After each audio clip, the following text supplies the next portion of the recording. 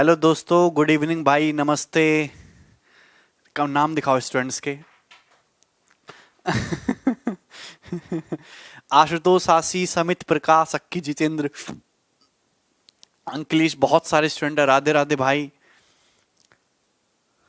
अच्छा, thank you Arshad भाई, thank you भाई। अच्छा, वो स्टूडेंट कौन से हैं जो हमसे कल ही नए जुड़े, एक बार मुझे बताएं। मैं एक बार फ्रीक्वेंसी चेक करना चाहता हूं कि कितना जहर, कितना जोश आप लोगों में बढ़ा हुआ है अभी तक। कौन है? जहरीले सवाल कराओ। कराएंगे कराएंगे, पहले बेसिक क्वेश्चन करिए। बेसिक, इजी, मॉडरेट, डिफिकल्ट, जहरीले, हर टाइप की चीजें होंगी बेटा। ठीक है। मैं भी हूं सुमित कुमार। अच्छा, नए स्टूडेंट जिन्होंने अभी हमसे इनरोल हुए हैं, उनको कुछ समझ में आया? कुछ चीजें क्लियर हुई? कल मैंने आपको 1.5 घंटे से ज्यादा क्लास ली, आपको कुछ क्लियर हुआ? जहर भी मिलेगा भाई। आवाज आ रही है मेरी सभी स्टूडेंट्स को? नाम? हाँ हाँ हाँ, वेरी गुड, बहुत वेरी गुड, वेरी गुड। तो एडवांस मैथ का हमारा ये नया बैच है, आप इसको फैलाओ, हर जगह इसको फैला दो, मार्केट में दूर तक आवाज जानी चाहिए। ठीक है। ओके, अब इसके रजिस्ट्रेशन हम कुछ दिनों में क्लोज कर देंगे। एक एक स्टूडेंट 15-15, 20-20 स्टूडेंट को शेयर करे, 2-2, 3-3 को नहीं। बात समझ में आई ना? ठीक है, चलिए। तो मैंने मेंसुरेशन 2D पढ़ाना स्टार्ट किया है। ठीक है, और थोड़ा बहुत इसमें ज्योमेट्री का टच होता है। हो सकता है एक आध स्टूडेंट को कुछ प्रॉब्लम हो रही हो, लेकिन जैसे ही मेंसुरेशन 3D स्टार्ट होगी, वो प्रॉब्लम धीरे धीरे खत्म हो जाएगी। ठीक है ना? चलेगा, ध्यान से सुनिएगा। अब हम क्या डिस्कस करने वाले हैं? मैंने मेंसुरेशन की जो पहली शीट है, वो ट्राइंगल की, वो एरिया वाली मैंने डाल दी है। ठीक है। उस पर मैंने आपको कल कुछ बेसिक से कंसेप्ट बताए थे और क्वेश्चंस कराए थे। आज हम उसी सीरीज को कंटिन्यू करेंगे। कमेंट दिखाओ। ठीक है, चलिए। शीट आप लोगों ने अपलोड डाउनलोड कर ली है? ठीक है। एक बात और मैं बताना चाहता हूं कि आप लोगों की 11, 12 और 13 3 दिन की छुट्टियां रहेंगी। है, मैं अपने गांव जा रहा हूं।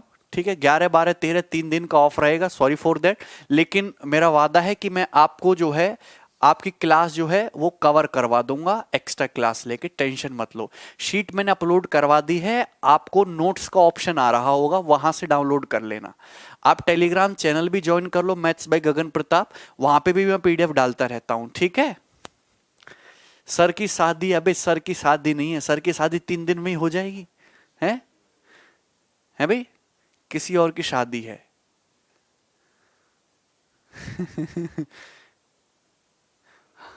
हाँ, जिसको मुझसे मिलना है वो मेरे गांव आ सकता है, बुलंदशहर, भर्रा। ठीक है, भर्रा नाम है, बहुत फेमस। पूछोगे कोई बताएगा नहीं। ठीक है, लेकिन फिर भी पूछ लेना। बुलंदशहर में एक छोटा सा गांव है भर्रा, वहां पे। आपकी शादी में आएंगे। ठीक है भैया।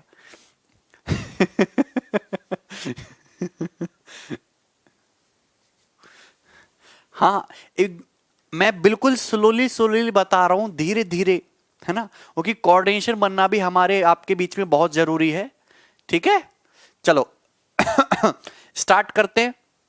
शादी में तुम जैसे को तो बिल्कुल नहीं बुलाऊंगा। तुम वो वो ही करोगे, दंगा ही करोगे शादी में, है? थोड़ा थोड़ा इंग्लिश। पीडीएफ थोड़ी देर में डल जाएगी।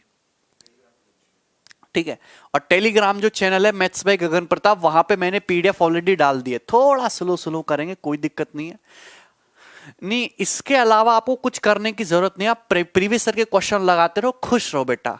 सबसे इंपॉर्टेंट बात है, खुश रहो। एनसीईआरटी एनसीईआरटी कुछ करने की जरूरत नहीं है, सब बकवास है। चलिए इधर कर। ठीक है, जो मैं कर रहा हूं, करा रहा हूं, बस वही परम सत्य है, बाकी सब मिथ्या है। समझ में आया ना तुम्हें? उसी को करो, ज्यादा टेंशन मत लो। साथ साथ प्रीवियस ईयर के क्वेश्चन लगाते रहें। ठीक है। मजा आया? चलो स्टार्ट करते हैं। मैंने कल आपको ट्रायंगल के बारे में बताया था। मैंने आपको ट्रायंगल का एरिया निकालने के तरीके बताए, हीरोन्स फॉर्मूला, इक्विलेटरल ट्रायंगल का एरिया, राइट एंगल ट्रायंगल का एरिया। ठीक है ना? चले अब स्टार्ट करते हैं। आप मुझे बताइए, ये रहा क्वेश्चन नंबर 16। मैंने कल आपको राइट एंगल ट्रायंगल के बारे में बताया था। इस क्वेश्चन को सॉल्व करके दिखाइए। ये क्वेश्चन एग्जाम के पेपर का ऑलरेडी पूछा हुआ सवाल है, जल्दी से बनाइए। राइट एंगल ट्राइंगल का एक एंगल 15 डिग्री है, राइट एंगल ट्राइंगल का हाइपोटेन्यूस 1 मीटर है, तो राइट एंगल ट्राइंगल का एरिया क्या कितना होगा, एरिया बताना है स्क्वायर सेंटीमीटर में। बहुत बेहतरीन और बहुत शानदार क्वेश्चन मैं कहूंगा इसको, प्री के पेपर का पूछा हुआ सवाल है कि आपके सामने एक राइट एंगल ट्राइंगल है, एक समकोण त्रिभुज है, ये राइट एंगल ट्राइंगल हो गया जिसमें एक एंगल जो है 90 डिग्री है। अब एक एंगल राइट एंगल ट्राइंगल का 15 डिग्री बोल दे तो झार सी बात है, दूसरा एंगल भैया मेरे कितना हो जाएगा, 75 डिग्री हो जाएगा, 75 डिग्री हो जाएगा। राइट एंगल ट्राइंगल का जो यहां पे हाइपोटेन्यूस है 1 मीटर है, 1 मीटर हाइपोटेन्यूस है, या फिर हाइपोटेन्यूस को आप 100 सेंटीमीटर भी कह सकते हो। हाइपोटेन्यूस कितना हो जाएगा, 100 सेंटीमीटर। वैसे तो देखते ही आंसर बता चुके हो आप, 1250। आपसे पूछा है राइट एंगल ट्राइंगल का एरिया क्या होगा, राइट एंगल ट्राइंगल का एरिया क्या होगा, कैसे निकालोगे राइट एंगल ट्राइंगल का एरिया, बताओ बताओ। ये राइट एंगल ट्राइंगल एबीसी है, ये एंगल 15 डिग्री है, 75 डिग्री, हाइपोटेन्यूस है 100 सेंटीमीटर, समकोण त्रिभुज का क्षेत्रफल बताना है।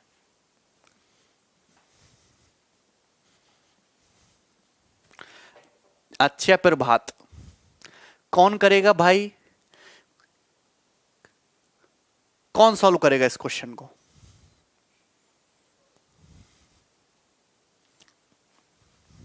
बताओ। वैसे इस क्वेश्चन को करने के बहुत सारे तरीके हैं।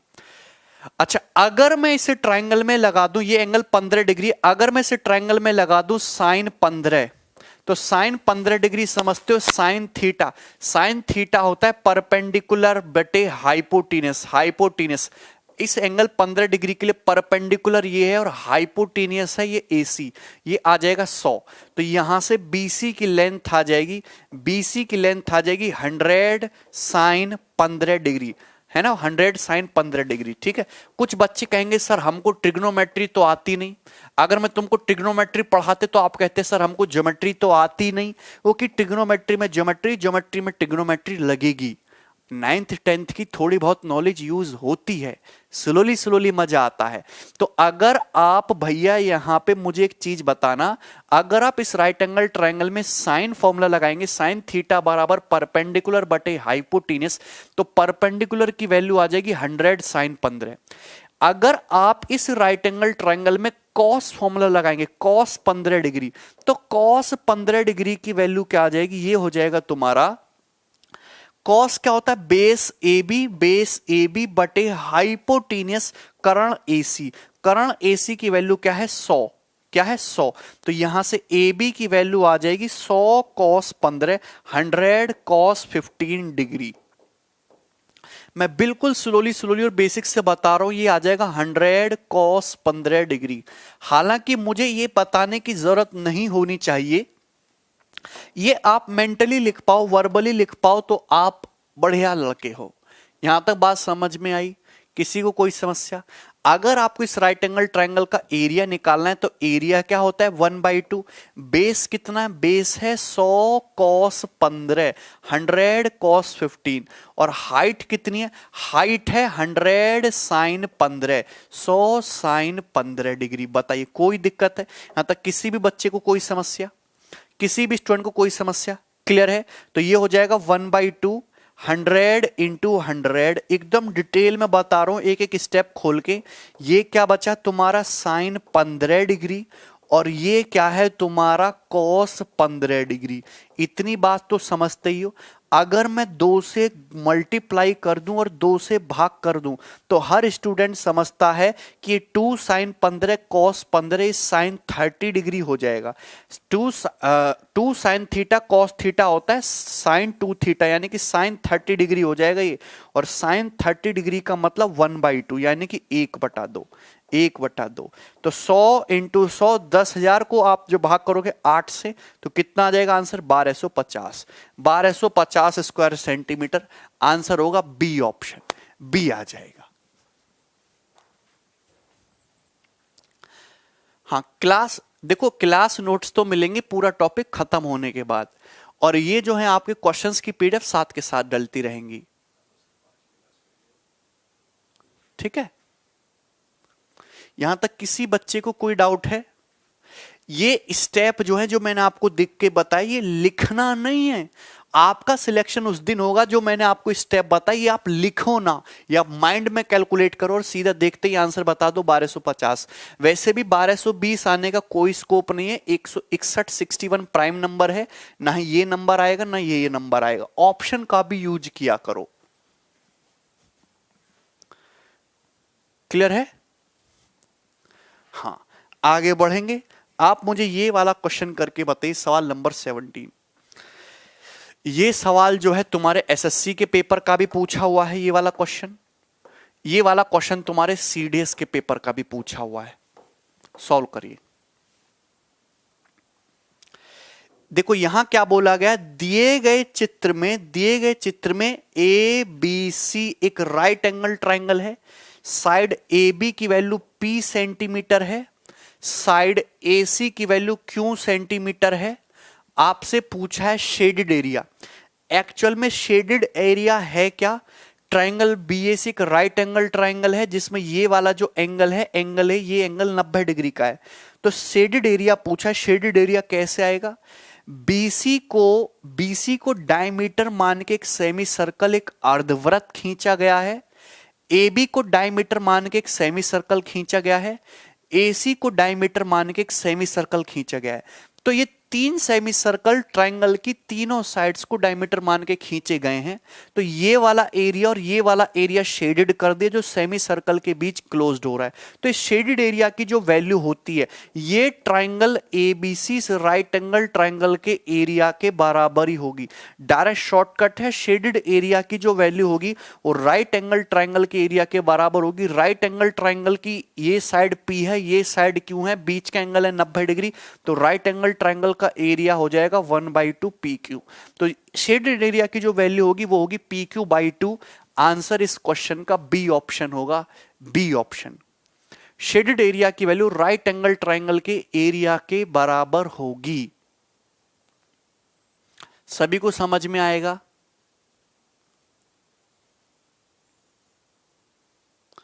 सबको क्लियर दिख रहा है ना? हाँ, अब ये चीज आई कहां से, चाहे तो मैं इसको आपको प्रूफ करके बता भी देता हूं। हालांकि हाँ, इस बात का आपको प्रूफ समझना भी बहुत जरूरी है। क्यों जरूरी है? क्योंकि इस पे एग्जामिनर इस टाइप के और भी अलग अलग क्वेश्चन क्रिएट करके आपको दे सकता है। ठीक है ना? अच्छा, मैं इनको तो कर देता हूं, इनको मैं छुपा देता हूं ना, इनका यूज नहीं है।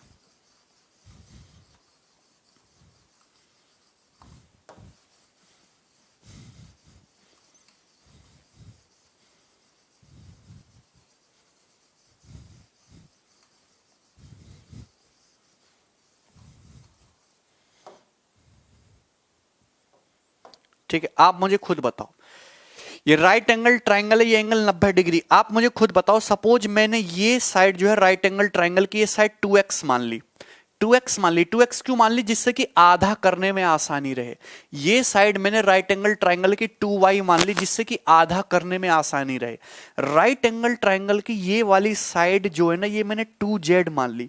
तो ये साइड मैंने 2z मान ली। जरा सुनना गौर से, मेरी बात को सुनना। ये साइड 2x है, ये 2y है, ये 2z है। तो अगर पाइथागोरस थ्योरम लगाऊंगा, ये तो एंगल 90 डिग्री का है, तो 2x का स्क्वायर प्लस 2y का स्क्वायर प्लस 2z का स्क्वायर। तो पाइथागोरस थ्योरम से यहां आ जाएगा x square plus y square की वैल्यू किसके बराबर आ जाएगी? z स्क्वायर के बराबर आ जाएगी। अगर मुझे ये शेडेड एरिया निकालना है तो ये शेडेड एरिया कैसे आएगा? आप मुझे बताओ, आप खुद ही मुझे बताओ, ये शेडेड एरिया कैसे आएगा? बताइए। समझ में नहीं आया? अब समझ में आएगा। ये शेडेड एरिया कैसे आएगा? नहीं मोहित, ये शेडेड एरिया कैसे आएगा? आपको यहां पे ये देखो, साइड ए बी पे एक सेमी सर्कल खींचा गया। साइड ए बी पे थोड़ी ऑब्जर्वेशन आप लोग लाइए। साइड ए बी पे सेमी सर्कल खींचा गया है, और ये तुम्हारा एक ट्राइंगल है, ट्राइंगल एबीसी, ट्राइंगल एबीसी। अगर मैं इन दोनों के एरिया को, साइड एसी पे एक सेमी सर्कल खींचा गया, साइड एसी पे सेमी सर्कल खींचा गया।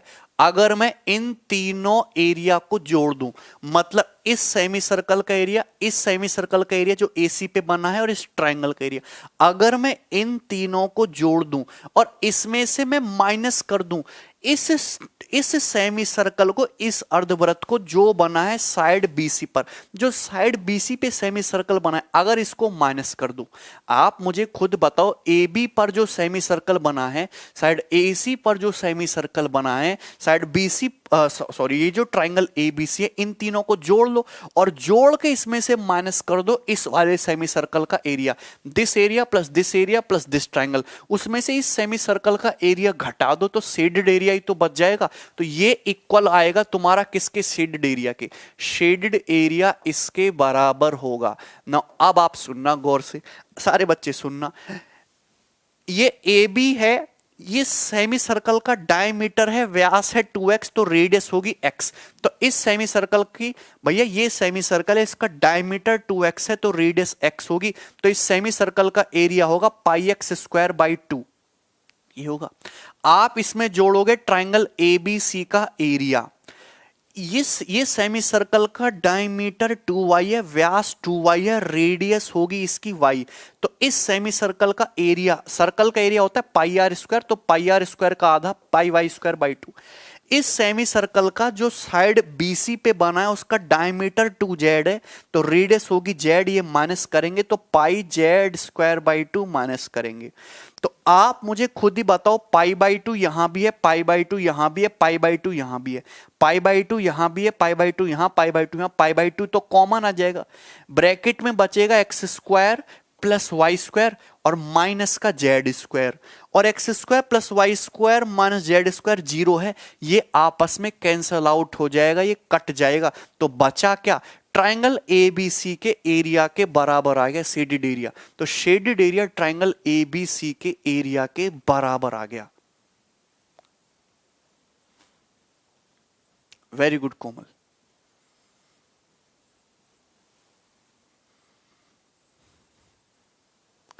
है ना, यानी कि शेडेड एरिया की वैल्यू ट्राइंगल एबीसी के एरिया के बराबर आ गई, ये मैंने प्रूफ कर दिया।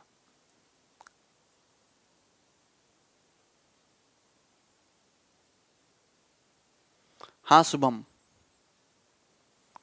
क्लियर है, सभी बच्चों को समझ में आ गया? यहां तक किसी स्टूडेंट को कोई समस्या?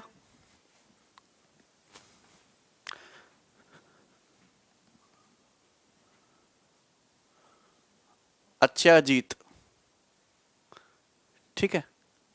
पाई बाई 2 तो कट जाएगा ना, पाई बाई 2 कॉमन लाओगे, x square plus y square minus z square, ये 0 हो गया, 0 इंटू समथिंग 0, तो बचेगा क्या, ट्राइंगल एबीसी का एरिया।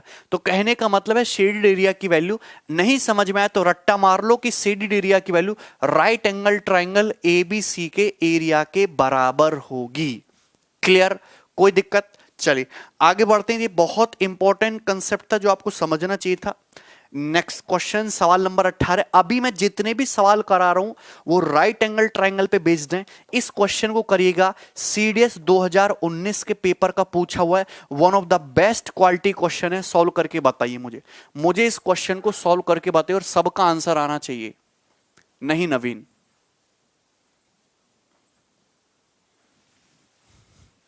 ठीक है शुभम, समझ गए भाई?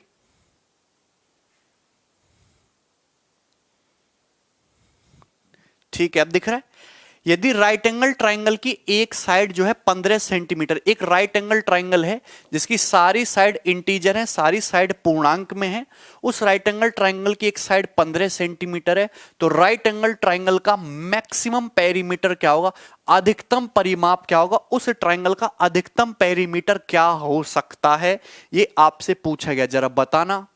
आंसर बता रहे हैं बच्चे 225, 113 भी बता रहे हैं,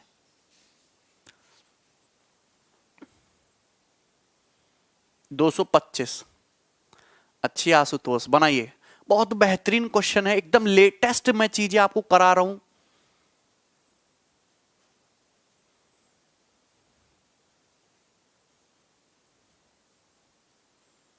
सी होगा, सी आंसर बता रहे हैं। देखिए ध्यान सुनिए, आपके पास एक राइट एंगल ट्राइंगल है, एक समकोण त्रिभुज है, इसकी तीनों साइड इंटीजर हैं।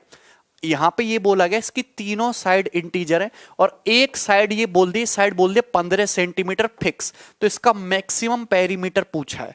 तो मैक्सिमम पेरीमीटर पूछा है तो मैक्सिमम पेरीमीटर कैसे आएगा? अगर आप इस साल को बेसिक से बताना चाहते हो तो सपोज ये साइड एक्स और ये साइड तुम्हारी वाई है, ये साइड एक्स और ये साइड तुम्हारी वाई है। मेरी बात को समझ गए? मेरी बात को समझ गए है भाई? तो ये x की वैल्यू इंटीजर है, y की वैल्यू भी इंटीजर है। तो अगर पाइथागोरस थ्योरम लगाओगे तो पाइथागोरस थ्योरम के according x square minus y square की वैल्यू 15 स्क्वायर होगी कि नहीं? अरे अगर आप यहां पे पाइथागोरस थ्योरम लगाओगे तो पाइथागोरस थ्योरम के according x square minus y square 15 square होगा कि नहीं होगा? यानी कि 15 का स्क्वायर होता है 225, 225। तो x square minus y square की वैल्यू 225 होनी चाहिए।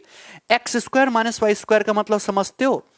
अरे फॉर्मूला होता है ना a square minus b square का, x plus y into x minus y बराबर आ गया 225 के। क्लियर है ना? आप यहां बताइए कि यहां x भी इंटीजर है, y भी इंटीजर है, ये दोनों जो है इंटीजर से पूर्णांक हैं, इनकी वैल्यू दशमलव में या रूट में नहीं है, इंटीजर है। अब आप मुझे बताओ कि इन दोनों संख्याओं का प्रोडक्ट 225 आ गया, क्या 225 को आप लोग ये नहीं लिख सकते 225 गुणा 1 लिख सकते हो कि नहीं? 225 गुणा 1 लिख सकते हो? आप मुझे बताओ, आप मुझे खुद ही बताओ कि अगर आपसे पूछा है मैक्सिमम पेरीमीटर, इस ट्रायंगल का अधिकतम परिमाप कितना होगा, तो मैक्सिमम पेरीमीटर तभी आएगा इस ट्रायंगल का।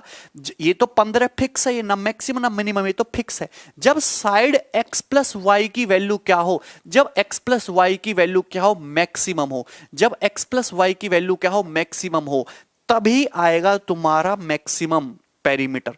तो x प्लस वाई की मैक्सिमम वैल्यू क्या हो सकती है? x प्लस वाई की मैक्सिमम वैल्यू केवल 225 ही हो सकती है और x माइनस वाई की minimum value, x minus y की वैल्यू 1 हो सकती है। तो x प्लस वाई की वैल्यू क्या कभी 225 से बड़ा हो सकती है? नहीं।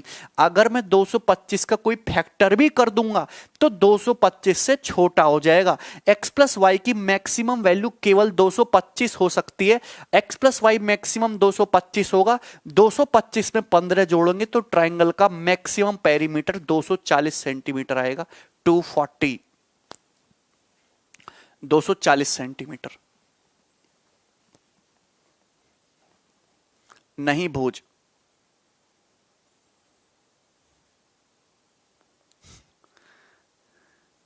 दो 240 सेंटीमीटर आंसर।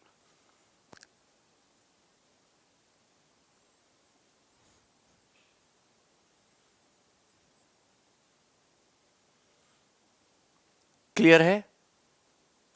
एक बार मैं फिर से बता रहा हूं, एक बार मैं फिर से बता रहा हूं, यहां गौर से सुनेगा। अगर आपको नहीं समझ में आया है, हालांकि question within second solve होने वाला है। X square minus y square 225 है, इसका मतलब क्या होता है?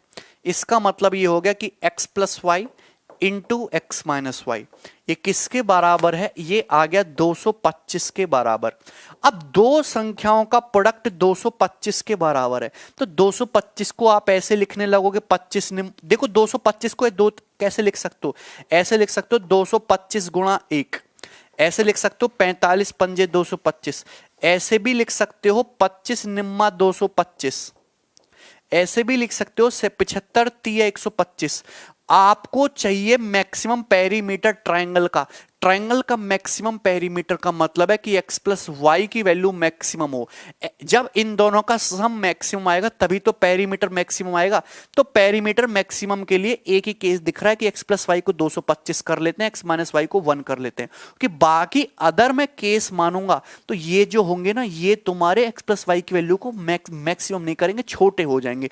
तो x प्लस वाई की मैक्सिमम वैल्यू तो 225 हो सकती है और x माइनस वाई की वैल्यू 1 हो सकती है। कहने का मतलब ऐसा हो सकता है कि x प्लस वाई की वैल्यू 225 हो और x माइनस वाई की वैल्यू 1 हो। अगर आप सॉल्व कर लोगे तो x की वैल्यू 113 आ जाएगी और y की वैल्यू 112 आ जाएगी। 113 प्लस 112 225 हो जाएगा, दोनों का डिफरेंस भी 1 हो जाएगा और मैक्सिमम पेरीमीटर हो जाएगा अधिकतम 240।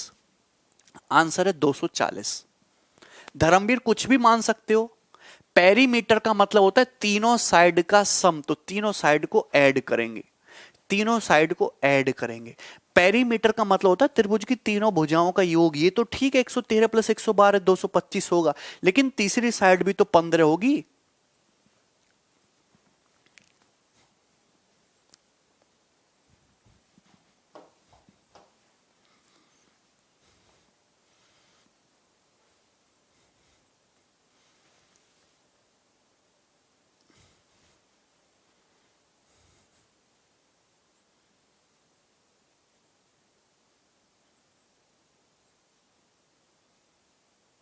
ठीक है, अब ये साल को करने का बेसिक तरीका है। आपको इस तरीके से नहीं करना, आपको इस तरीके से नहीं करना एग्जाम में। ये मैंने आपको बताया है बेसिक तरीका कि एक्चुअल में थ्योरी ये होती है। लेकिन अगर ये पेपर में सवाल कभी आ भी गया दोबारा से एसएससी के पेपर में, वो कि सीडीएस के पेपर का रिसेंटली पूछा हुआ क्वेश्चन है, तो हो सकता है बाकी एग्जाम इस साल को कॉपी कर लें, क्योंकि सवाल नया है, अभी तक किसी एग्जाम में नहीं पूछा गया था। एक राइट एंगल ट्राइंगल है, इसकी साइड 15 सेंटीमीटर दी हुई है, एक बाकी भी साइड सब इंटीजर हैं, तो मैक्सिमम पेरीमीटर बताना है। तो भैया 15 एक ऑड नंबर है, 15 एक ऑड नंबर है। मैंने ज्योमेट्री जिन बच्चे मुझसे पढ़ चुके हैं, तो ऑड नंबर का ट्रिपलेट बनाने का तरीका पता होना चाहिए। 15 का स्क्वायर होता है 225, 225 को एक के डिफरेंस पे ब्रेक कर दो। ये 15 एक ऑड नंबर है। मैं आपको ट्रिपलेट बनाना सिखा देता हूं। मैं आपको क्या ट्रिपलेट बनाना सिखाता हूं। मैंने कल आपको ट्रिपलेट बनाए थे ना, मैंने आपको ट्रिपलेट बताए थे। जैसे कोई इवन नंबर है, जैसे कोई, पहले मैं ऑड नंबर बताता हूं। जैसे आपको 3 का ट्रिपलेट लिखना है, तो 3 का ट्रिपलेट कैसे बनता है? 3 का स्क्वायर करिए, 3 का स्क्वायर करने पर क्या आता है? 9, 9 आता है। तो ये जो 9 है, इसको एक के डिफरेंस पे तोड़ दो, मतलब 9 को ऐसे तोड़ दो कि सम तो 9 रहे पर अंतर 1 रहे। तो 9 में से 1 घटा लो, पहले 8, 8 को आधा आधा कर दो, 4 4, अब एक 4 को वापस कर दो, 5। तो 3 4 5 एक ट्रिपलेट आ गया, ठीक है ना। जैसे आपको ट्रिपलेट लिखना है 7 का, 7 का ट्रिपलेट लिखना है, तो 7 का स्क्वायर करिए, 7 का स्क्वायर करने पर आता है 49। ट्रिपलेट तो याद दिए ना, कल ही सिखाया था, राइट एंगल ट्राइंगल की साइड्स 49। 49 को ऐसे तोड़ो कि डिफरेंस 1 आए। तो 49 को तोड़ोगे एक के अंतर पे, तो 24 25, तो 7 24 25 एक ट्रिपलेट होगा। मैं आपसे कहता हूं 9 का ट्रिपलेट बताइए, तो 9 का ट्रिपलेट बताएंगे तो 9 का स्क्वायर होता है 81। 81 को ऐसे तोड़ो कि तुम्हारा डिफरेंस 1 आए, तो तोड़ोगे तो 40 और 41, तो 9 40 41 भी एक पाइथागोरन ट्रिपलेट ही होगा।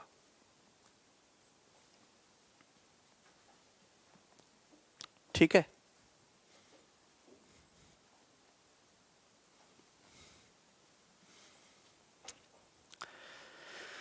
अब समझ में आया ना भाई आपको? ठीक है, क्लियर है ना? तो इस तरीके से पाइथागोरन ट्रिपलेट ड्राइव होते हैं। कोई दिक्कत इसमें? अब तो सभी को समझ में आ गया ना? नहीं यार नीतीश, साइड 0 नहीं रख सकते, साइड 0 थोड़ा ना होती है। अब इधर देखिए, अब यहां पे 15 दे रखा है, तो 15 एक ऑड नंबर है। अगर किसी राइट एंगल ट्रायंगल की एक साइड 15 है, तो ट्रिपलेट कैसे बनेगा? 15 का स्क्वायर करिए 225, 225 को एक के अंतर पे जो तोड़िए, तो 112 और 113, 112 और 113। क्लियर है ना? मतलब लार्जेस्ट साइड हो जाएगी 113 सेंटीमीटर, स्मॉल है ये साइड हो जाएगी 112 सेंटीमीटर, क्योंकि सबसे बड़ी साइड 113 तो हाइपोटीनस ही होगी ना। और तो मैक्सिमम पेरीमीटर 113 112 225, और 225 प्लस 15 240, 240 सेंटीमीटर आ जाएगा। क्लियर है? हाइकल नंबर्स के लिए अप्लाई होगा। हाँ आशीष, बिल्कुल कराएंगे।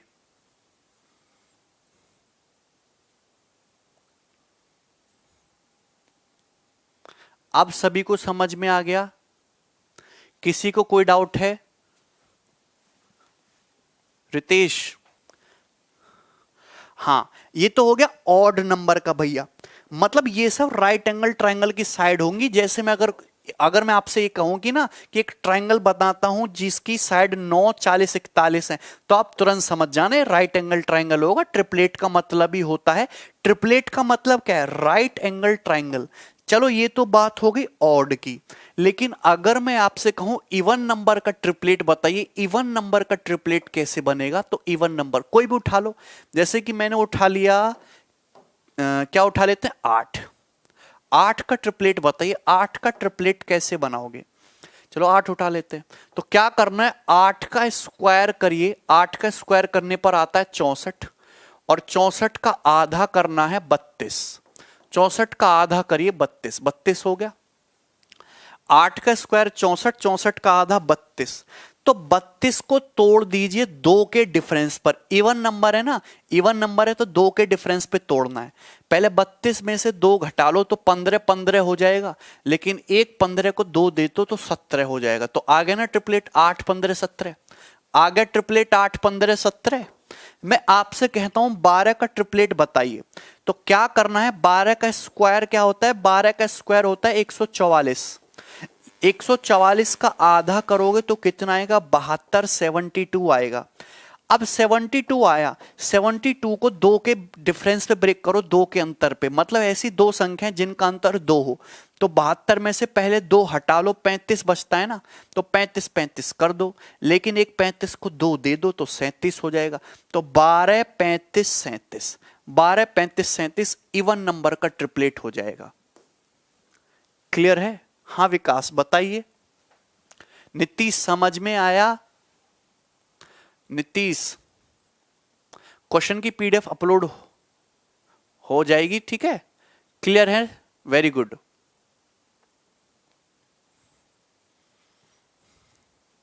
विकास कुछ भी ले लो, विकास अगर तुमने 15 को हाइपोटीनस ले लिया तो मैक्सिमम पेरीमीटर होगा ही नहीं। विकास अगर 15 सेंटीमीटर को हाइपोटीनस ही ले लोगे तो मैक्सिमम पेरीमीटर होगा नहीं। जब तुमने लार्जेस्ट साइड ही 15 कर दी तो बाकी दोनों साइड तो 15 से ही छोटी हो जाएंगी, मैक्सिमम पेरीमीटर बनेगा ही नहीं। बड़ी डिजिट का आयशा यूज नहीं होता है, छोटी छोटी डिजिट का यूज होता है, ठीक है।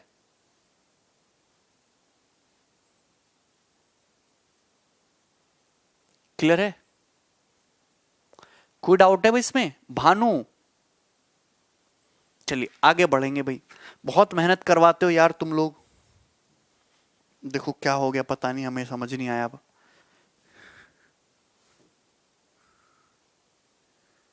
एक सेकेंड,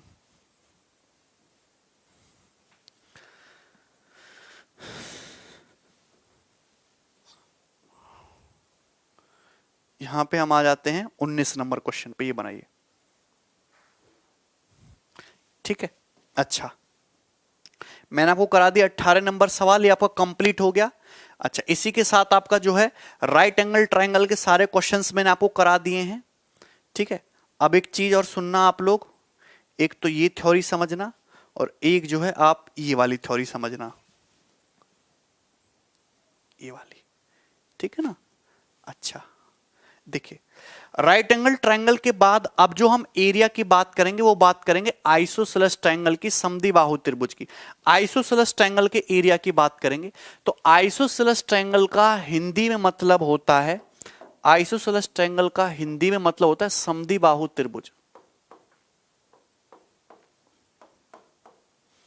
आइसोसेलेस ट्रायंगल का मतलब समद्विबाहु त्रिभुज, मतलब एक ऐसा त्रिभुज जिसकी दो भुजाएं समान हो। जैसे आपके सामने एक ट्रायंगल दिखाया गया है, आपके सामने एक ट्रायंगल दिखाया गया है ए बी सी, ए बी सी एक आइसोसेलेस ट्रायंगल है कि इसमें ये भी साइड ए है, ये भी साइड ए है, और ये तीसरी साइड जो है ये मैंने मान ली बी। ये साइड क्या होगी, ये साइड आपकी बी मान ली। क्या मान ली मैंने, ये साइड बी मान ली ना। अब सुनना गौर से, अगर ये आइसोसेलेस ट्रायंगल है तो समद्विबाहु त्रिभुज में बराबर भुजाओं के सामने के कोण भी बराबर होंगे।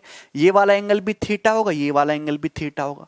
आइसोसेलेस ट्रायंगल की खास बात होती है कि अगर आप इस वर्टेक्स से, जो ये दोनों साइड तो बराबर हैं, जो साइड बराबर नहीं है उस पे परपेंडिकुलर डालोगे तो इक्वल इक्वल डिवाइड हो जाएगा, आधा आधा डिवाइड हो जाएगा। आधा आधा डिवाइड होने का मतलब कि अगर ये साइड तुम्हारी b है तो यहां से यहां तक की ये लेंथ b/2 होगी और ये लेंथ भी तुम्हारी यहां से यहां तक की b/2 होगी। आधा आधा डिवाइड हो जाएगा, बेस जो है आधा आधा डिवाइड हो जाएगा। क्लियर है? कोई दिक्कत है इसमें किसी भी बच्चे को, b/2 तो आप मुझे खुद बताइए, राइट एंगल ये तुम्हारा आइसोसेलेस ट्रायंगल है जिसमें दो इक्वल साइड ए हैं, ये साइड बी है, तो अगर ये तुम्हारी ये आइसोसेलेस ट्रायंगल की हाइट हो जाएगी। आइसोसेलेस ट्रायंगल की समद्विबाहु त्रिभुज की हाइट कैसे निकालोगे? इस समद्विबाहु त्रिभुज की हाइट कैसे निकालोगे? पाइथागोरस थ्योरम से निकालोगे। आप जानते हो ये आइसोसेलेस ट्रायंगल है, ये साइड ए है, ये b/2 है, तो इसकी हाइट आ जाएगी √a² माइनस, ये राइट एंगल ट्रायंगल में पाइथागोरस लगा दो ना, a/√a² माइनस b/2 का होल स्क्वायर, इससे आ जाएगी। ठीक है ना, तो 4 एलसीएम √4a² माइनस b² बटे 2 ये आ जाएगी। तो ये तुम्हारे आइसोसेलेस ट्रायंगल की हाइट आ जाएगी। अगर ये आइसोसेलेस ट्रायंगल की हाइट है तो इस आइसोसेलेस ट्रायंगल का एरिया कैसे निकालोगे? एरिया होता है 1/2 बेस। आइसोसेलेस ट्रायंगल का बेस कितना? ये है बेस बी। बेस कितना है? बी।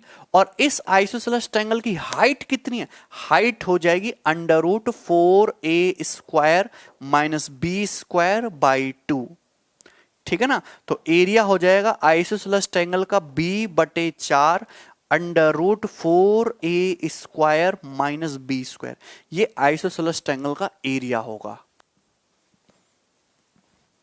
ठीक है,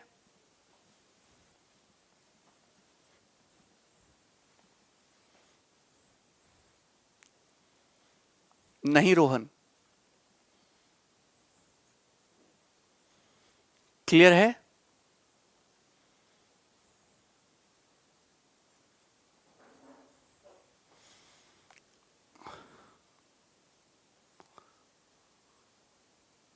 कोई दिक्कत इसमें? तो आइसोसेलेस ट्रायंगल का area b/4 √4a² minus b², ये होगा। हीरोन से भी लगा सकते हो। यहां पे एलसीएम लोगे ना, ये b²/4 है, 4 का एलसीएम लोगे तो 4a² माइनस b² बाई 4 आ जाएगा। ठीक है, अरे बताइए आप लोगों को समझ में आ रहा है यार? कुछ तो बोलो, रहम खाओ मुझ पे, इतनी आसान सी बातें हैं। ठीक है ना, चलिए स्टार्ट करते हैं। अब ये वाला क्वेश्चन आप मुझे सॉल्व करके बताइए। ये वाला क्वेश्चन सॉल्व करके बताइए, सवाल नंबर 19। कौन करेगा इस क्वेश्चन को सॉल्व? फास्ट, क्रिस्टल क्लियर है? आ गया समझ? Very good. Most important question है क्योंकि ये सवाल 2-3 बार सेम डाटा के साथ पेपर का पूछा हुआ है। सेम डाटा के साथ ये वाला सवाल पेपर में पूछा गया। एक ट्राइंगल है एबीसी जिसमें साइड AB की वैल्यू साइड AC के बराबर है और ट्राइंगल का जो पेरीमीटर है 544 सेंटीमीटर है। इक्वल साइड जो है नॉन इक्वल साइड का 5/6 है। तो बताइए ट्राइंगल का एरिया क्या है? देखिए बहुत आसान सी बात है। जैसे मैं आपके सामने एक ये बना दूं, आइसोसेलेस ट्रायंगल बना दे मैंने आपके सामने, समद्विबाहु त्रिभुज बना देते हैं। ये बना दे मैंने आइसोसेलेस ट्रायंगल समद्विबाहु त्रिभुज ABC जिसमें साइड AB की वैल्यू साइड AC के बराबर है। ये तो बोला ही है। यहां पे बोला इक्वल साइड जो है नॉन इक्वल साइड का त्रिभुज की बराबर भुजाएं तीसरी असमान भुजा का 5/6 गुना है। इस बात का मतलब समझते हो कि इस बात का मतलब यह है कि अगर तुम्हारी ये नॉन इक्वल साइड अगर 6x है तो इक्वल साइड जो है ना, जो इक्वल साइड है वो फिर 5x हो गई। इक्वल साइड होगी 5x, इक्वल साइड कितनी होगी? 5x होगी 5x। मेरी बात समझ रहे हो कि नहीं? यहां तक आपको चीजें क्लियर हुई? ठीक है,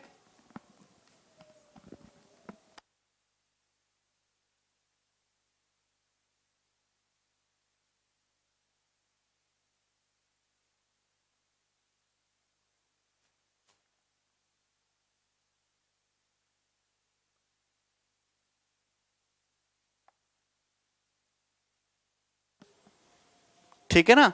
यहां पे साफ साफ बोला गया है कि इस आइसोसेलेस ट्रायंगल की जो इक्वल साइड है वो नॉन इक्वल साइड का 5/6। अगर नॉन इक्वल साइड मैंने 6x मान ली तो इक्वल साइड 6x का 5/6 तो 5x ही होता है।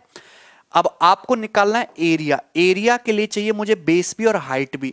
आपको पता है कि अगर आप यहां से परपेंडिकुलर डालेंगे तो 90 डिग्री के एंगल पे जाएगा, लेकिन ये जो परपेंडिकुलर आइसोसेलेस ट्रायंगल में इसको आधा आधा बाइसेक्ट करेगा, मतलब ये 6x है तो ये आधा आधा हो जाएगा, ये भी 3x हो जाएगा, ये भी 3x हो जाएगा।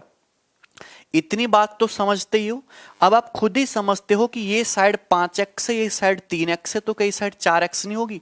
आइसोसेलेस ट्रायंगल की हाइट आ गई 4x। अरे भैया 3 4 5 का ट्रिपलेट लग गया, कल ही समझाया था 3 4 5 का ट्रिपलेट, कोई दिक्कत? 3 4 5 का ट्रिपलेट लग गया, वेरी गुड मानव, वेरी गुड। 3 4 5 का ट्रिपलेट लग गया। अगर मैं इस आइसोसेलेस ट्रायंगल के एरिया की बात करूं, अगर मैं इसके एरिया की बात करूं तो एरिया होगा 1/2 बेस। बेस कितना है? 6x। ऊंचाई कितनी है? ऊंचाई है 4x। तो 6 चौक 24 का आधा 12x², तो एरिया आ जाएगा 12x²। क्या आ जाएगा इस ट्रायंगल का एरिया? 12x²। मुझे कुछ नहीं करना क्वेश्चन सॉल्व करने के लिए, बस मुझे x की वैल्यू चाहिए। आपको यहां पे इस ट्रायंगल का पेरीमीटर दे रखा है 544। पेरीमीटर 544 दे रखा है। पेरीमीटर का मतलब समझते हो? तीनों साइड का सम। तो ये साइड आइसोसेलेस ट्रायंगल की 5x है, ये भी 5x है, ये साइड 6x है, तो तीनों साइड का सम हो गया 16x। 16x की वैल्यू 544 दे रखी है, तो x की वैल्यू 16 तिया 48 और 16 चौका 64, 34 सेंटीमीटर आ जाएगी। x की वैल्यू 34 आ गई, तो ट्रायंगल का एरिया आ जाएगा 12 इंटू 34 का स्क्वायर। अब आप इस सवाल को सॉल्व करने की जरूरत नहीं, सीधा ऑप्शन से उठा लो। 4 का स्क्वायर 16, 6 और 6 दूनी 12, 2। आंसर का यूनिट डिजिट 2 होगा। एक ही ऑप्शन का यूनिट डिजिट 2 है, फर्स्ट ऑप्शन का। Answer is first option, first option, option A.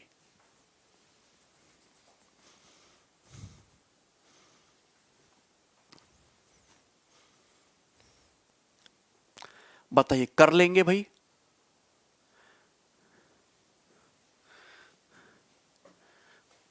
यहां पे हमने थ्योरी, जो मैंने एलजेब्रा, ये सॉरी एलजेब्रा कह रहे हैं, आइसोसेलेस ट्रायंगल में जो कंसेप्ट यूज होता है एरिया निकालने में, एक ही कंसेप्ट यूज होता है, और वो कंसेप्ट मैंने आपको बता दिया।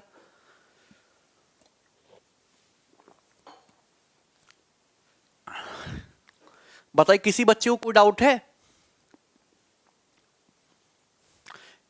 अभी नए नए स्टूडेंट बताओ, पुराने वाले भी, कि आप, अभी तक मैंने आपको जितने क्वेश्चन कराए आपको बेसिक क्लियर हुआ? कुछ समझ में आया? कोई डाउट नहीं है? कर लेंगे, आगे बढ़ेंगे।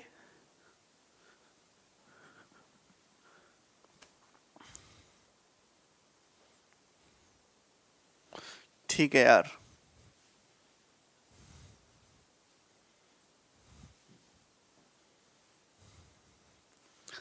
एक क्वेश्चन और लेता हूं, आइसोसेलेस ट्रायंगल पे एक क्वेश्चन और लेता हूं, बनाओ जरा। ये very very most important question है। अभी तक पेपर का पूछा हुआ सवाल नहीं है, लेकिन ऐसा सवाल पेपर में बनने के चांस बहुत हैं। इसको करके बताओ, सवाल नंबर 20, बहुत मजेदार, आपको खुद मजा आएगा ये सवाल करके, खुद मजा आएगा।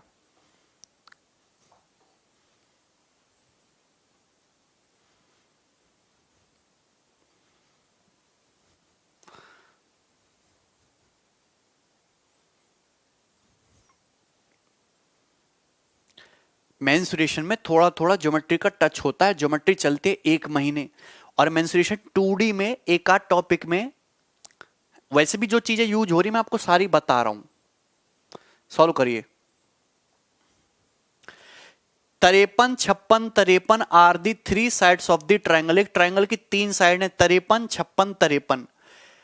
एक अनोदर ट्रायंगल है जिसका एरिया जो है इक्वल है, मतलब जो इस ट्रायंगल का एरिया, एक दूसरा ट्रायंगल है उसका एरिया भी सेम है, उसकी साइड है 53 x 53। तो बताइए x की वैल्यू क्या है? x की वैल्यू बतानी है, बताओ। हाँ विकास।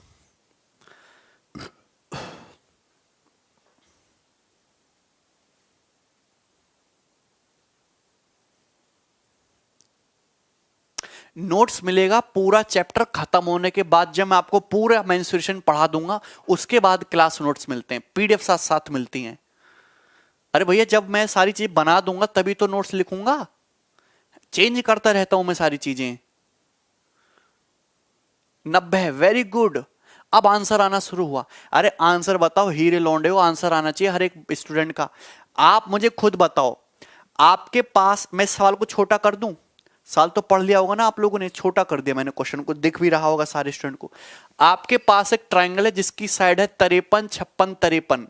तो आप मुझे एक चीज बताओ कि एक आपके पास ट्रायंगल है, साइड है 53, 53, 56। तो कैसा ट्रायंगल है ये? ट्रायंगल है आइसोसेलेस, ये ट्रायंगल है आइसोसेलेस।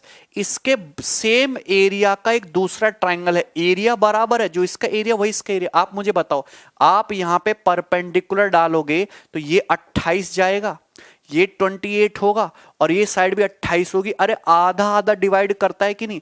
कल ही मैंने आपको सिखाया था, कल मैंने आपको बताया था पाइथागोरन ट्रिपलेट आजकल बड़ा फैशन में है। 28, 45, 53 है कि नहीं फैशन में? 28, 45, 53। अगर ये 53 है, इस साइड 28 है, एंगल 90 डिग्री है, तो ट्रिपलेट से ये वाली साइड 45 होगी ना 45, ये वाली साइड 45 होगी ना 45। बोलो। तो आप मुझे बताओ इसका एरिया जो होगा वो होगा 1/2, 56 गुणा 45 होगा कि नहीं होगा? 56 गुणा 45। अब मुझे एक चीज बताओ, बड़ा दिमाग लगाना, इसके सेम एरिया का एक दूसरा ट्रायंगल है, सेम इसके बराबर एरिया का, सेम इसके बराबर क्षेत्रफल का एक दूसरा ट्रायंगल है, और उस ट्रायंगल की जो साइड है इसके बराबर एरिया का एक दूसरा ट्रायंगल है, और उस ट्रायंगल की जो साइड है वो है 53x53। मतलब ये साइड भी 53 है उसकी, ये वाली साइड भी 53 है उसकी, लेकिन ये वाली साइड जो है उसकी x है। तो आपको करना कुछ नहीं है, आपको करना कुछ नहीं है। यहां पे हो रहा है 28 गुणा 45, तो यहां पे कर दीजिए तुम 28, इसको 28 मान लो और इसको 45 कर लो, और कुछ नहीं करना भैया, इतना सा फर्क होना है। अरे इस ट्रायंगल को बस इंटरचेंज कर दो। अगर यहां 28, 45, 53 है तो यहां 45, 28, 53 बना लो। अरे मेरी बात को गौर से सुनेगा कि अगर ये 28 सेंटीमीटर है, 45 सेंटीमीटर है, तो ये 45 सेंटीमीटर होगा ये भी। जरा गौर से सुना, अब भी तो इसका एरिया सेम ही रहेगा। अगर आप इस वाले आइसोसेलेस ट्रायंगल का एरिया निकालोगे तो इस वाले ट्रायंगल का एरिया आ जाएगा 1/2, 45, 45, 90 गुणा 28। क्या दोनों बराबर नहीं है? क्या ये दोनों चीज बराबर नहीं है? बराबर ही तो है। अरे ये देखो 56 गुणा 45 वही 90 गुणा 28, देखो दोनों चीज बराबर है। क्लियर ना? लॉजिकली सोचना, यहां भी तुम्हें 28, 45, 53 है, यहां भी 45, 28, 53 ही यूज हुआ है, बस इधर इंटरचेंज कर दिया, 28 उधर चलेगा 45 उधर, एरिया बराबर ही रहेगा। तो साइड एक्स की वैल्यू तो 90 हो जाएगी ना, 90 सेंटीमीटर आंसर।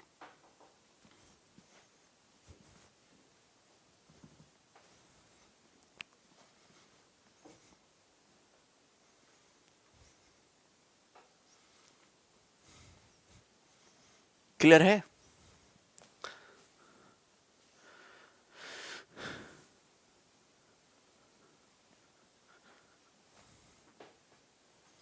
आपका आया?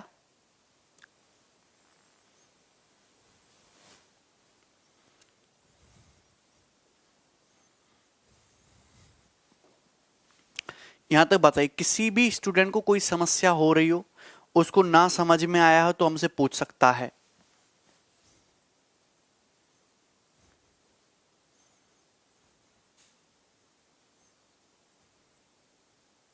इसका डायग्राम बनाने की भी जरूरत नहीं थी, आपको दिख रहा 28, 45, 53, ये 45, 28, 28, 45, 45 दूनी 90 हो गया आंसर। क्लियर है ना? चलिए आगे बढ़ेंगे, अगला क्वेश्चन करिए अब आप लोग, 21 नंबर बनाइए।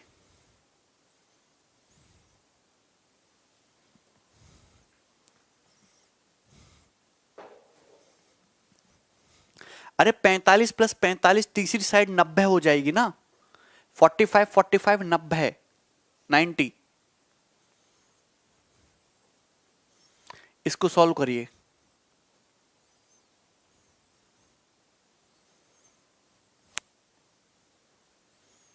अलजेब्रा इसके बाद कराएंगे यार, बाद में कराएंगे, पहले ये पढ़िए, समझ में आ गया भाई आप लोगों को? क्लियर है?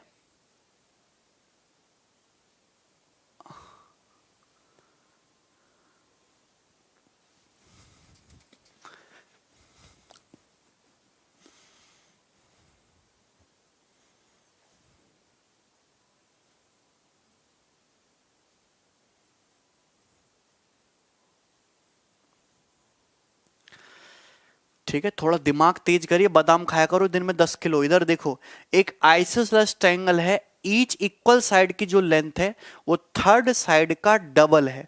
तो आइसोसेलेस ट्रायंगल के एरिया और इक्वल ट्रायंगल के एरिया का वो बताना है, एरिया का रेशियो बताना है, पेरीमीटर सेम है। ये भी पेपर का पूछा हुआ सवाल है, ये भी पेपर का पूछा हुआ क्वेश्चन है, इसमें कुछ भी नहीं है इस सवाल में। देखिए बहुत इंटरेस्टिंग क्वेश्चन है, ध्यान से सुनना, बहुत ध्यान से सुनना।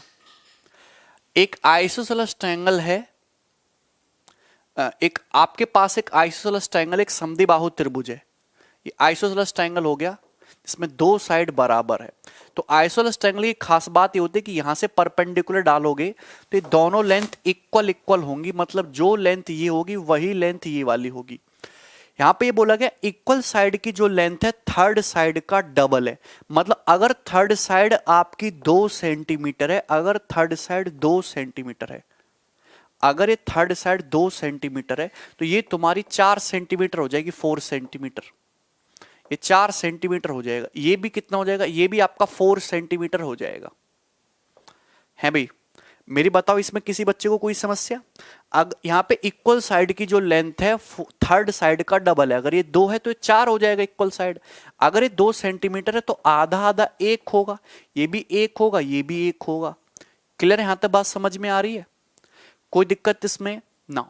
अब आप मुझे खुद बताइए कि इसकी हाइट कितनी आ जाएगी? इसकी हाइट आ जाएगी √15। ये हाइट आ जाएगी इसकी √15 सेंटीमीटर।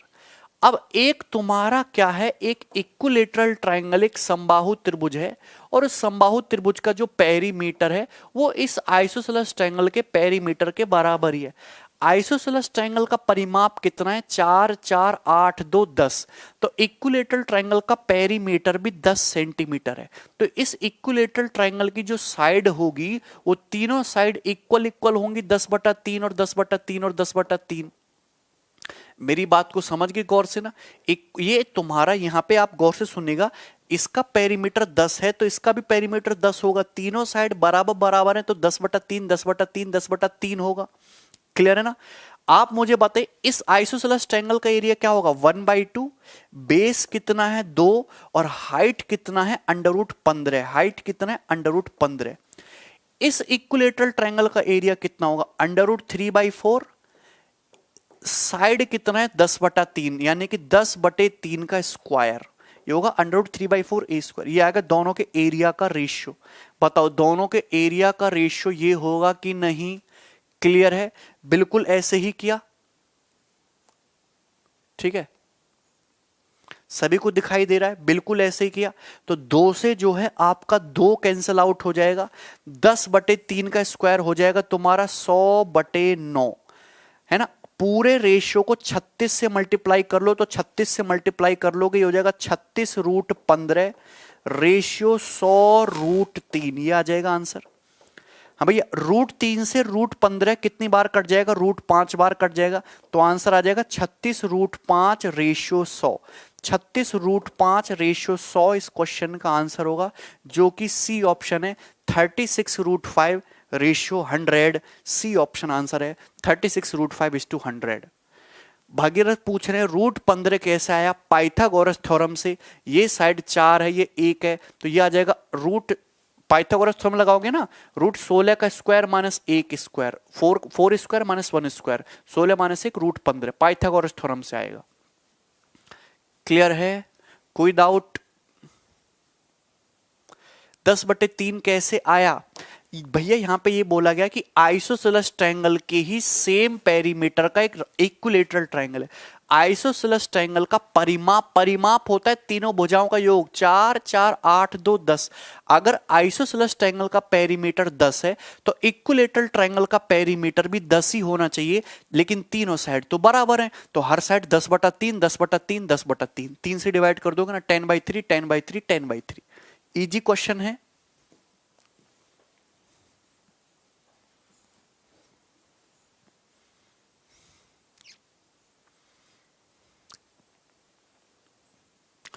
इक्विलेटरल ट्रायंगल का एरिया का फॉर्मूला लगाया √3/4a²। आइसोसेलेस ट्रायंगल का एरिया लगा दिया 1/2 बेस गुणा हाइट। देवानंद कभी नहीं।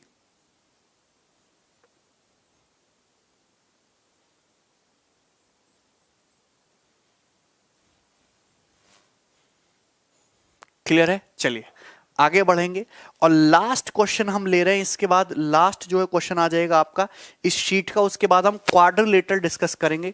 ये क्वेश्चन हद से ज्यादा इंपॉर्टेंट है, वेरी वेरी इंपॉर्टेंट। ये क्वेश्चन जो है सीडीएस 2018 के पेपर में आया था, पिछली साल पूछा गया था।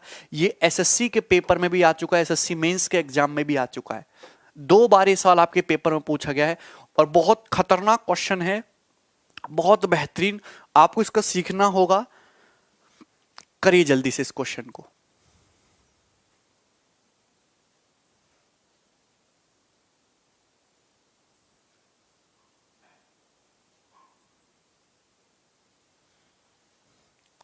ठीक है, इस क्वेश्चन को कौन स्टूडेंट सॉल्व करेगा? बहुत मजेदार क्वेश्चन है, जल्दी से बनाइए।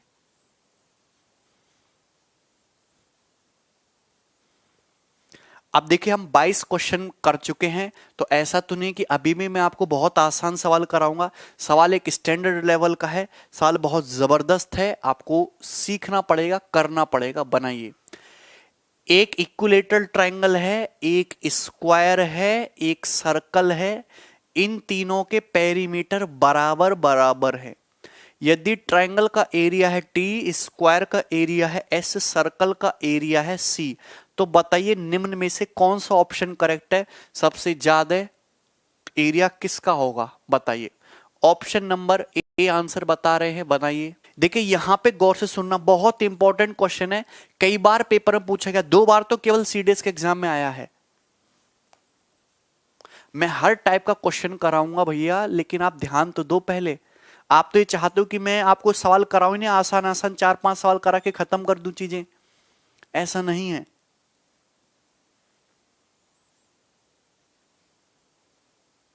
अच्छा, इसमें हिंदी में गड़बड़ है ना, ये हिंदी को छोड़िए, हिंदी में पेपर में भी गड़बड़ आती है यार, हिंदी को भूल जाइए, हिंदी को भूल जाइए, केवल इंग्लिश पे फोकस करो। यहां पे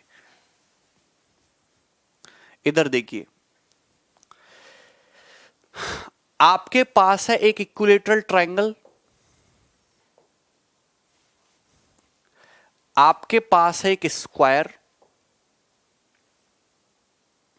आपके पास एक सर्कल। इन तीनों का पेरीमीटर बराबर है। इक्विलेटरल ट्रायंगल का एरिया टी दिया है, इक्विलेटरल ट्रायंगल का एरिया टी दिया है, स्क्वायर का एरिया एस दिया है, सर्कल का एरिया सी दिया है। आपसे पूछा इनमें से कौन सा ऑप्शन करेक्ट है, मैं बता दे रहा हूं, लेकिन ध्यान दिया है यहां पे सेम पेरीमीटर है, यहां पे सेम पेरीमीटर है।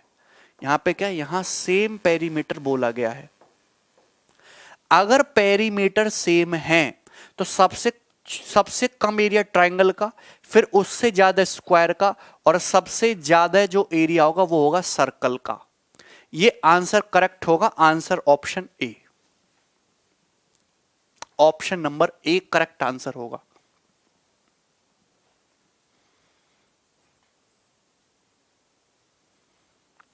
मैं आपको इस क्वेश्चन को करने का डायरेक्ट कंसेप्ट बताता हूं, और एक कंसेप्ट आपको याद रखना पड़ेगा, मेंसुरेशन का बहुत डीप कंसेप्ट है।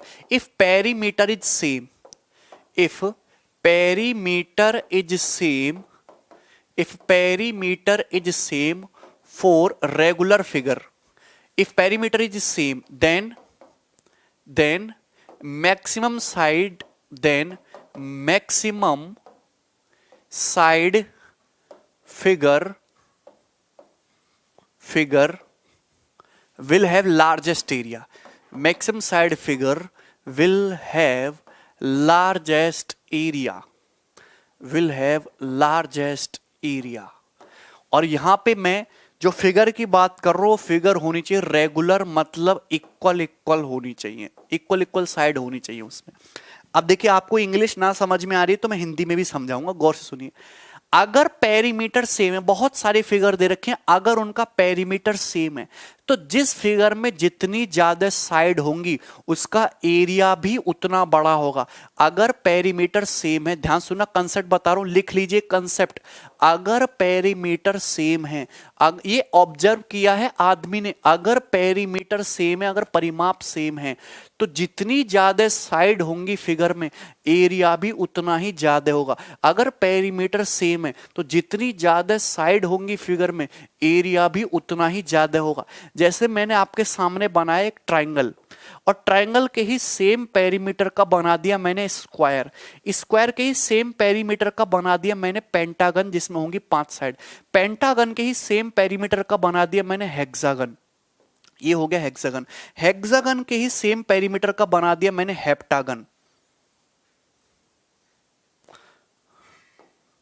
ठीक है, तो यहां और इस तरीके से मैं फिगर बनाता जाऊं, इन सब का पेरीमीटर सेम है। जैसे जैसे मैं साइड बढ़ाता जाऊंगा, सबसे लास्ट में आएगा तुम्हारा सर्कल, सबसे लास्ट में क्या आएगा, सबसे लास्ट में आएगा आपका सर्कल। हाँ, सबसे लास्ट में आएगा सर्कल। सर्कल भी एक पॉलीगन है, सर्कल में इनफाइनाइट साइड होती है, अनंत, सर्कल में अनंत भुजाएं होती हैं। जैसे आप यहां देख रहे हो ना, ट्रायंगल की ये साइड होगी, इतनी साइड है, सर्कल में भी साइड है, लेकिन सर्कल की साइड बहुत छोटी है। जैसे यहां है, यहां से यहां मुड़े, साइड खत्म। सर्कल में जितने पॉइंट है उतनी ही साइड होती है। तो जैसे जैसे आप, सर्कल में भी बहुत सारी भुजाएं होती है, छोटी छोटी छोटी छोटी छोटी, जैसे जैसे आप आगे बढ़ते जाओगे वैसे वैसे एरिया भी बढ़ता जाएगा। सबसे कम एरिया ट्रायंगल का, फिर उससे ज्यादा स्क्वायर का, फिर पेंटागन का, फिर हेक्सागन का, इस तरीके से सबसे ज्यादा एरिया होगा सर्कल का, अगर पेरीमीटर सेम है। सर्कल में भी बहुत सारी साइड होती हैं। मैं आपको ये प्रूफ भी करके बताऊंगा, पर एक्चुअल कंसेप्ट ही है। किशन समझ में आया आपको? क्लियर है? कोई समस्या यहां तक बताओ।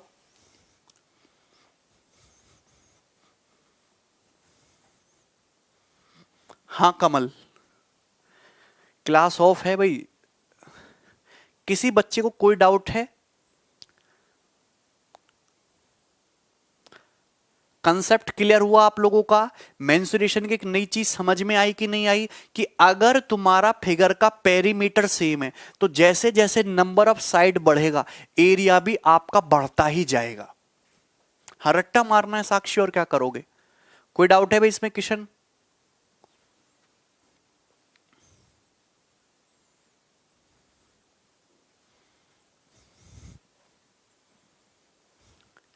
क्लियर हो गया ना सभी बच्चों को? अब आपको अगर ये सवाल का बेसिक समझना है तो मैं बेसिक बता देता हूं, अदरवाइज रहने देते हैं। बताओ, बेसिक समझना है तो मैं बता देता हूं, अदरवाइज रहने देते हैं। चलो मैं बताता हूं बेसिक। सपोज इस ट्रायंगल की साइड है x, इस स्क्वायर की साइड है y, सर्कल का एरिया है पाई, सर्कल की रेडियस है r। तो यहां पे बोला गया पेरीमीटर बराबर है, तो ट्रायंगल का पेरीमीटर होगा 3x, स्क्वायर की साइड y है तो स्क्वायर का पेरीमीटर होगा 4y, सर्कल की रेडियस r है तो सर्कल का एरिया होगा, सर्कल का पेरीमीटर होगा 2 पाई r। ये तीनों बराबर है, ये तीनों बराबर है। क्या है? तीनों बराबर है। तो यहां से अगर आप रेशियो निकालें, x रेशियो y रेशियो, अगर आप यहां से r निकालें तो क्या आएगा भैया? 1/3 रेशियो 1/4 रेशियो 1/2 पाई। ये आ जाएगा कि नहीं? यही आ जाएगा, बोलो हाँ। ये आ जाएगा यहां से, तो ये x y और r का रेशियो आ जाएगा। मैं बहुत फास्ट बताऊंगा, ठीक है? रेगुलर मींस, रेगुलर फिगर का मतलब नहीं समझे? रेगुलर का मतलब ऐसा हो लेना है जहां पे सब बराबर हो। मतलब एक ट्रायंगल है ना, तो रेगुलर फिगर लेनी है, मतलब तीनों साइड बराबर हो। ये स्क्वायर है ना, तो स्क्वायर की चारों साइड बराबर हो। जो पेंटागन ले रहे हैं ना, पेंटागन की पांचों साइड बराबर हो, है ना? ऐसा नहीं कि पेंटागन अपनी मर्जी से कैसा भी बना दो, टेढ़ा मेढ़ा, टेढ़ा मेढ़ा नहीं लेना। इक्वल साइड का लेना। ये जो रेगुलर हेक्सागन है, रेगुलर का मतलब इसकी सारी की सारी साइड बराबर हो, ठीक है ना। ये हेप्टागन है 7 साइड वाला, इसकी सातों की सातों साइड बराबर हो। रेगुलर फिगर में ही बात कर रहे हैं, ठीक है ना। अब जैसे यहां पे ट्राइंगल का पेरीमीटर 3x, स्क्वायर का 4y, सर्कल का पेरीमीटर 2πr, तो ये रेशियो आ गया, ये रेशियो आ गया। हाँ, याद रखना है। क्लियर है? यहां तक किसी बच्चे को कोई डाउट है? रेक्टेंगल फिक्टेंगल के लिए नहीं चलेगा, ये केवल और केवल आपका रेगुलर फिगर के लिए चलेगा, जिसमें सारी साइड्स बराबर हों। हाँ, प्रतीक समझ में आया? तो ये रेशियो आया। अगर मैं ट्राइंगल के एरिया, सर्कल के, स्क्वायर के एरिया और सर्कल के एरिया की बात करूं, अब ये चीज समझना बहुत जरूरी है।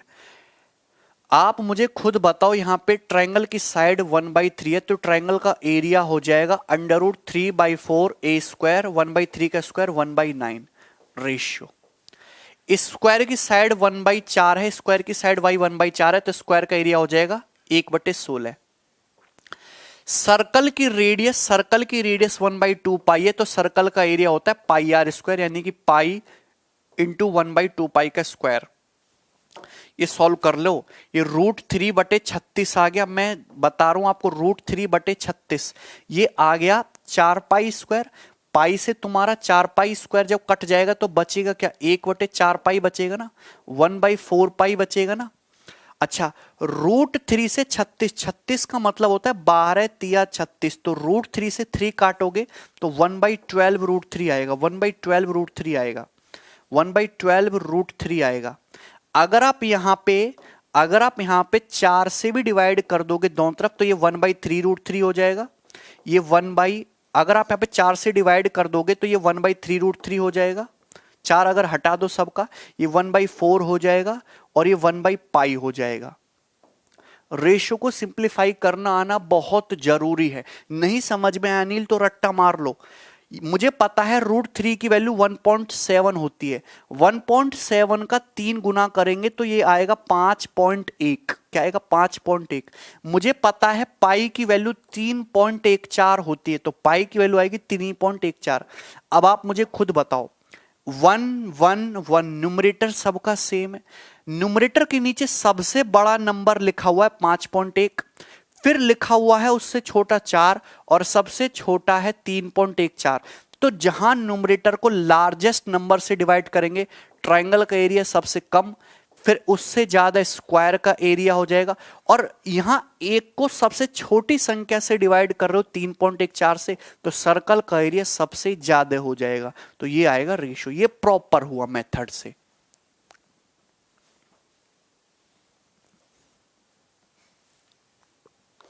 क्लियर है?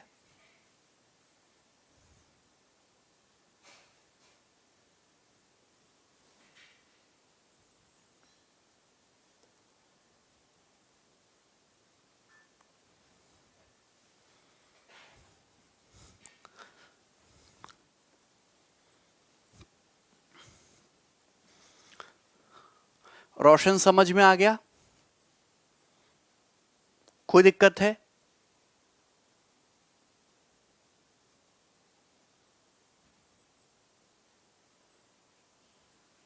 इर्रेगुलर फिगर के बारे में हम लोग कुछ नहीं कह सकते, ठीक है। इस सवाल के पीछे जो बेसिक कंसेप्ट था वो आपके सामने है। सवाल के पीछे का बेसिक लॉजिक था ये, जो आपको दिखाई दे रहा है, ठीक है ना। और उसको मैंने यहां पे प्रूफ भी करके बताया, लेकिन प्रूफ इतना आसान नहीं होता।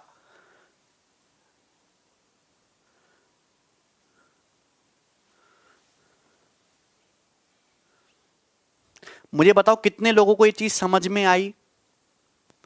सब कुछ क्लियर होना चाहिए दिमाग में, सब कुछ क्लियर होना चाहिए।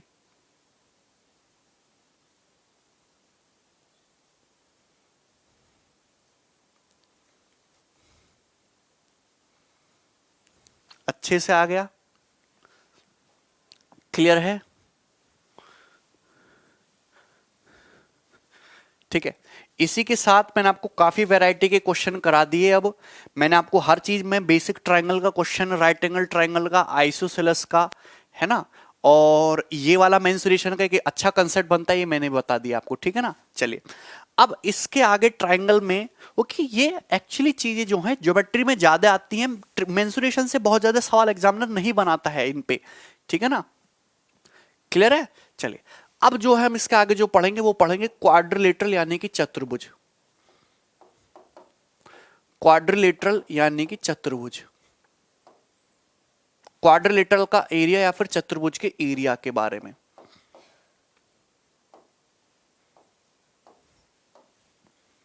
क्वाड्रिलेटरल चतुर्भुज, ठीक है ना, यहां तो बात क्लियर है। तो क्वाड्रिलेटरल तो सब लोग जानते ही हो ना, जैसे चतुर्भुज हो गया,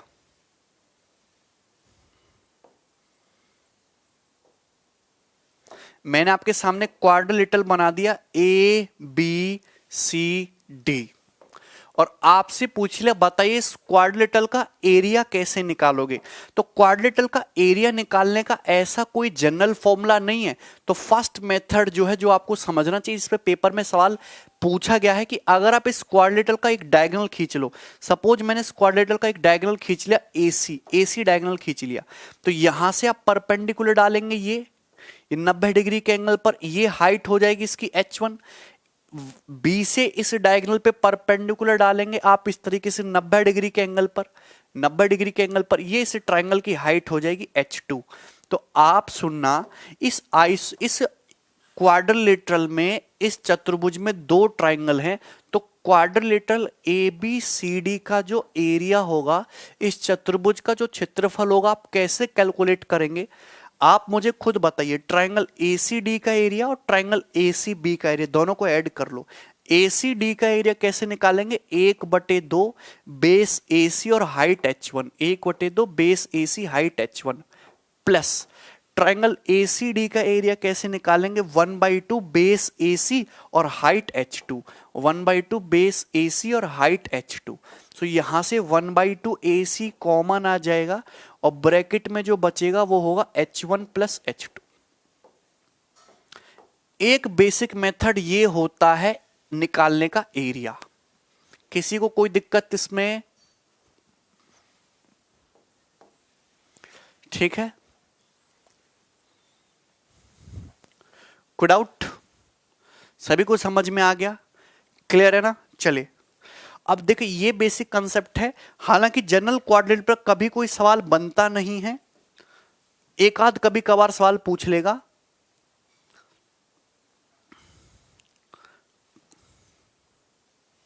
ये देखिए सवाल नंबर है 1, सॉल्व करिएगा इसे, क्वेश्चन नंबर 1, ठीक है। सेंट्रॉइड, सरकमसेंट्री सब ज्योमेट्री में आता है भाई। हम मेंसुरेशन में we will talk about only and only area and perimeter, nothing else.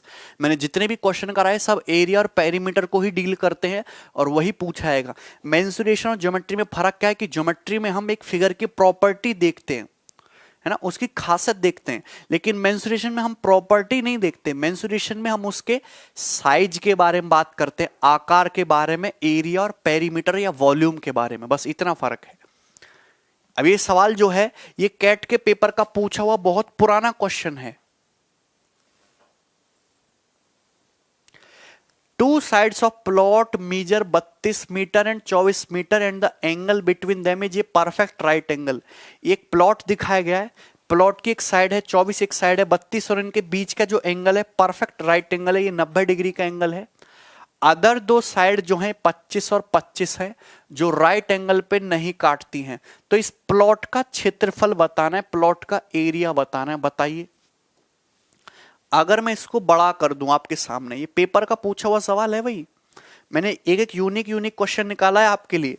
ये एक प्लॉट है, इस प्लॉट की साइड 24 है, ये 32 मीटर है, और यहां पे ये जो एंगल बन रहा है ये प्लॉट की जो 90 डिग्री का है, ये 25 है, 25 है, प्लॉट का क्षेत्रफल बताना है, बताइए कैसे करोगे।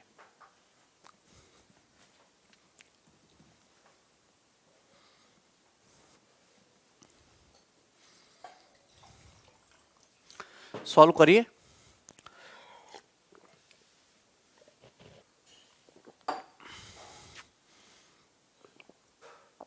मेंसुरेशन सीट नंबर 2,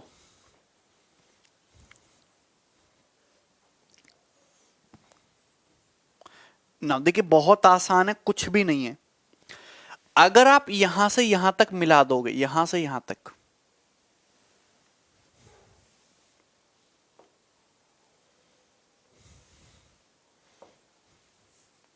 अगर आप ये लाइन ड्रॉ कर दो, ये वाली लाइन ड्रॉ कर दो, बस सवाल खत्म हो जाएगा। सवाल में कुछ बचेगा नहीं, इतना करना था। आपको पता है कि ये साइड प्लॉट की 24 मीटर है, ये 32 मीटर है, तो क्या ये 90 डिग्री का एंगल है, तो क्या 40 मीटर नहीं आ जाएगी? प्लॉट की ये वाली साइड 40 मीटर नहीं आ जाएगी? 40 मीटर नहीं आ जाएगी? बोलो हाँ, 40 मीटर आ जाएगी। कैसे आ जाएगी 40 मीटर? अरे तुम समझते नहीं हो हमारी बात को। मैंने आपको बताया है कि 3 4 5 बेसिक राइट एंगल ट्राइंगल है। मैंने आपको बताया है कि 3 4 5 एक राइट एंगल ट्राइंगल की साइड बनाते हैं, समकोण त्रिभुज की भुजा बनाते हैं, पाइथागोरन ट्रिपलेट है। ट्रिपलेट की खास बात यह होती है कि अगर साइड को किसी नंबर से मल्टीप्लाई भी कर दो तो भी ट्रिपलेट ही रहता है। यहां देखो ये 24 है, 32 है, तो 24 का मतलब 8 तिया 24, 32 का मतलब 8 चौक 32 और 8 पंजे 40। मतलब अगर ये 32 मीटर है, ये 24 मीटर है, 32 मीटर है, तो हाइपोटेनस 8 पंजे 40 मीटर होगा। 40 मीटर हो जाएगा, ये 40 मीटर हो जाएगा। ये बात समझना बहुत जरूरी था। क्लियर है ना? चलो ठीक है। अब मैं इस राइट एंगल ट्राइंगल का एरिया तो निकाल लूंगा मैं। देखो अब ये वाला एरिया तो आ जाएगा मेरा आसानी से, ये वाला एरिया। ओके, ये तो राइट एंगल ट्राइंगल है, ये तो एरिया निकल जाएगा आसानी से। अब मेरा जो टास्क है वो है इस आइसोसेलेस ट्रायंगल का एरिया निकालना। अब आइसोसेलेस के लिए तो जुगाड़ हमने बता ही रखा है कि कहीं भी तुम आइसोसेलेस ट्रायंगल देखो समद्विबाहु, तो आप यहां से हमेशा इस पे परपेंडिकुलर डालो वर्टेक्स पे। आप ये परपेंडिकुलर डालोगे, अगर ये 40 सेंटीमीटर का है तो ये आधा आधा हो जाएगा, ये तुम्हारा ये 20 मीटर हो जाएगा और ये भी 20 मीटर हो जाएगा, हाफ हाफ हो जाएगा ना। अरे इस तरीके से आधा आधा करता है ना, 20 मीटर हो जाएगा। अरे कोई दिक्कत है यहां तक किसी बच्चे को? 20 मीटर हो जाएगा, है ना। अब आप एक चीज सुनना, मैंने आपको बता रखा है कि 3 4 5 बहुत इंपॉर्टेंट ट्रिपलेट होता है। अगर ये साइड 3 है, ये साइड 4 है, ये 5 और ये 90 डिग्री का एंगल बहुत ही ज्यादा इंपॉर्टेंट है। यहां देखो ये 25 है, ये 20 है। 25 मतलब 5 पच्चे 25, 20 मतलब 4 पंजे 20, तो तीसरी साइड 5 तिया 15 नहीं होगी क्या? अरे भैया 3 4 5 ट्रिपलेट है, तो किसी भी नंबर से मल्टीप्लाई करो तो भी तो ट्रिपलेट ही रहेगा। अरे बात समझे ना, ये 25 है, 20 है, तो पाइथागोरस भी लगाओगे तो ये 15 मीटर ही तो आएगा, 15 मीटर। बोलो कोई डाउट है? 15 आएगा। किसी को कोई समस्या? खत्म सवाल। प्लॉट का एरिया निकालना है तो प्लॉट में है समकोण त्रिभुज, तो समकोण त्रिभुज का 1/2 24 गुणा 32 प्लस प्लस ये आइसोसेलेस, तो आइसोसेलेस का एरिया 1/2, बेस कितना है 40 और ये 15, 1/2 40 इंटू 15, खत्म। तो 2 से 32 16 बार, 16 चौका 64 का 4, हासिल लगे 6, 16 दूनी 32 6 38 384 और ये 20 20 15 300, 384 प्लस 300 यानी कि 684, 684। आंसर है 684 मीटर का स्क्वायर, डी ऑप्शन। आंसर इस क्वेश्चन का डी ऑप्शन है। आंसर सी ऑप्शन नहीं है, डी ऑप्शन है भैया आंसर। बताओ किसी बच्चे को कोई समस्या है?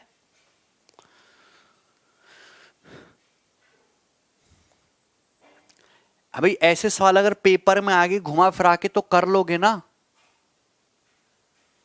ये एंगल 90 डिग्री का दिया हुआ है आपको,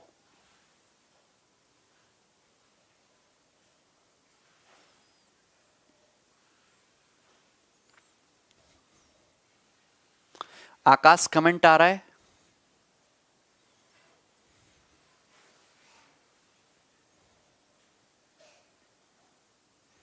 क्लियर है बात यहां तक? आगे बढ़ते हैं। ये हो गया एक, हमने आपको पहला कंसेप्ट कराया। अगला कंसेप्ट समझते हैं सेकंड कंसेप्ट। सेकंड कंसेप्ट क्या बनता है क्वाड्रिलेटरल में, जरा गौर से सुनिएगा आप, कि अगर मैं आपके सामने क्वाड्रिलेटरल बना दूं इस तरीके से,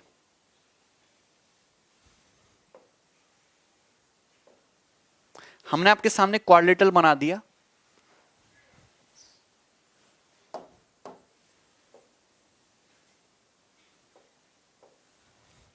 है ना, ये क्वाड्रिलेटरल का नाम दे देते हैं, सपोज हम पी क्यू आर, ऐसे चतुर्भुज बना दिया। अब अगर मैं इस क्वाड्रिलेटरल के दोनों डायगोनल खींच लूं, दोनों विकर्ण खींच लूं, तो ये होगा पी आर और ये होगा क्यू एस। ये दोनों डायगोनल हो गए, ये दोनों डायगोनल एक दूसरे को काटते हैं सपोज इस पॉइंट ओ पर। अब आप जब किसी भी क्वाड्रिलेटरल का इस तरीके से डायगोनल खींचोगे तो चार ट्रायंगल बनेंगे, 1 2 3 4। सपोज इस ट्रायंगल का एरिया है A1, सपोज इस ट्रायंगल का एरिया है A2, सपोज इस ट्रायंगल का एरिया है A3 और सपोज इस ट्रायंगल का एरिया है A4। तो ये चार ट्रायंगल बनेंगे। तो थ्योरम एक ये बनती है कि यहां पे A1 गुणा A2 जो होगा, आमने सामने के ट्रायंगल के एरिया का प्रोडक्ट A1 गुणा A2, आमने सामने के ट्रायंगल के एरिया का जो गुणनफल होगा A3 गुणा A4, ये बराबर होगा। ये जो थ्योरम होगी ये बराबर होगी, A1 गुणा A2 बराबर A3 इंटू A4। क्लियर है? अलाउद्दीन सलाम भाई, संजू सर, ठीक है। 15 20 25 स्टीव राइट एंगल ट्रायंगल है। क्लियर है? ये आया कहां से? तो ये तो बहुत आसान चीज है, इसमें कुछ ऐसी दिक्कत वाली बात है नहीं। अगर आप इस ट्रायंगल को देख लो एस आर क्यू को, अगर आप इस ट्रायंगल को देख लो एस आर क्यू को, एस आर क्यू, इस ट्रायंगल को देखो, ये लाइन है आर ओ, ये बेस को एस ओ अनुपात ओ क्यू के रेशियो में डिवाइड कर रही है। तो भैया बेस जिस रेशियो में डिवाइड होगा, एरिया भी उसी रेशियो में डिवाइड होगा। अगर आप इस ट्रायंगल को देख रहे हो एस आर क्यू को, बेस का रेशियो एस ओ अनुपात ओ क्यू है, तो एरिया का रेशियो भी तो यही होगा जो बेस का रेशियो होगा A2 अनुपात A4। जिस रेशियो में बेस उसी रेशियो में एरिया। अगर मैं ट्रायंगल PSQ देखूं, अगर मैं ट्रायंगल PSQ देखूं, त्रिभुज PSQ देखूं, अगर मैं ट्रायंगल PSQ देखूं, तो ये तुम्हारा बेस है SQ, तो ये जो लाइन है PO, ये बेस को SO अनुपात OQ में बांट रही है। बेस का रेशियो SO रेशियो OQ है, SO रेशियो OQ है, बेस का रेशियो SO रेशियो OQ है, तो एरिया का जो रेशियो है ये भी A3:A1 होगा। अब खत्म, ये दोनों ही रेशियो बराबर हैं, तो A2 इंटू A1 बराबर A3 into A4। Basic concept आ गए यहां से, क्लियर है ना? जिस रेशियो में बेस उसी रेशियो में एरिया। यहां ट्रायंगल एस आर क्यू को देखो, बेस SO अनुपात OQ, तो एरिया A2 अनुपात A4। ट्रायंगल PSQ को देखो, बेस SO अनुपात OQ, तो एरिया A3/A1, रेशियो बराबर। क्लियर है? अब समझ में आया? ठीक है,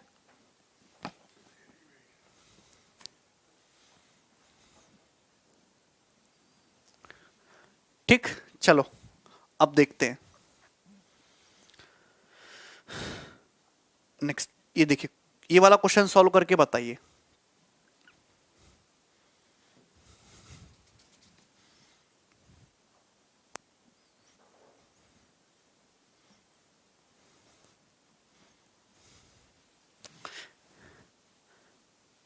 डाटा खत्म हो गया अभी से ही, इसको सॉल्व करो।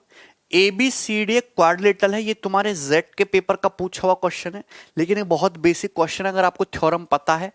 ABCD एक क्वाड्रिलेटरल है, तो सबसे पहले ABCD एक क्वाड्रिलेटरल बना लो, कैसा भी बना लो, डजंट मैटर। तो ये ABCD एक क्वाड्रिलेटरल हो गया। यहां साफ साफ बोला गया है डायगोनल एक दूसरे को P पे काटते हैं, तो diagonal BD diagonal AC P पे काट रहे हैं। Area of triangle APB, triangle APB का एरिया 12 है। ट्रायंगल CPD का एरिया 27 है। ट्रायंगल APD का एरिया 13.5 है। तो BPC का एरिया किसका बताना है? BPC, area of triangle APB and CPD। Okay, 12 है इसका और 27 है CPD का। गलत लिख दिया हमने। ओके, एपीडी का एरिया 13.5 है, एपीडी, अच्छा यहां सब गलत लिख दिया है।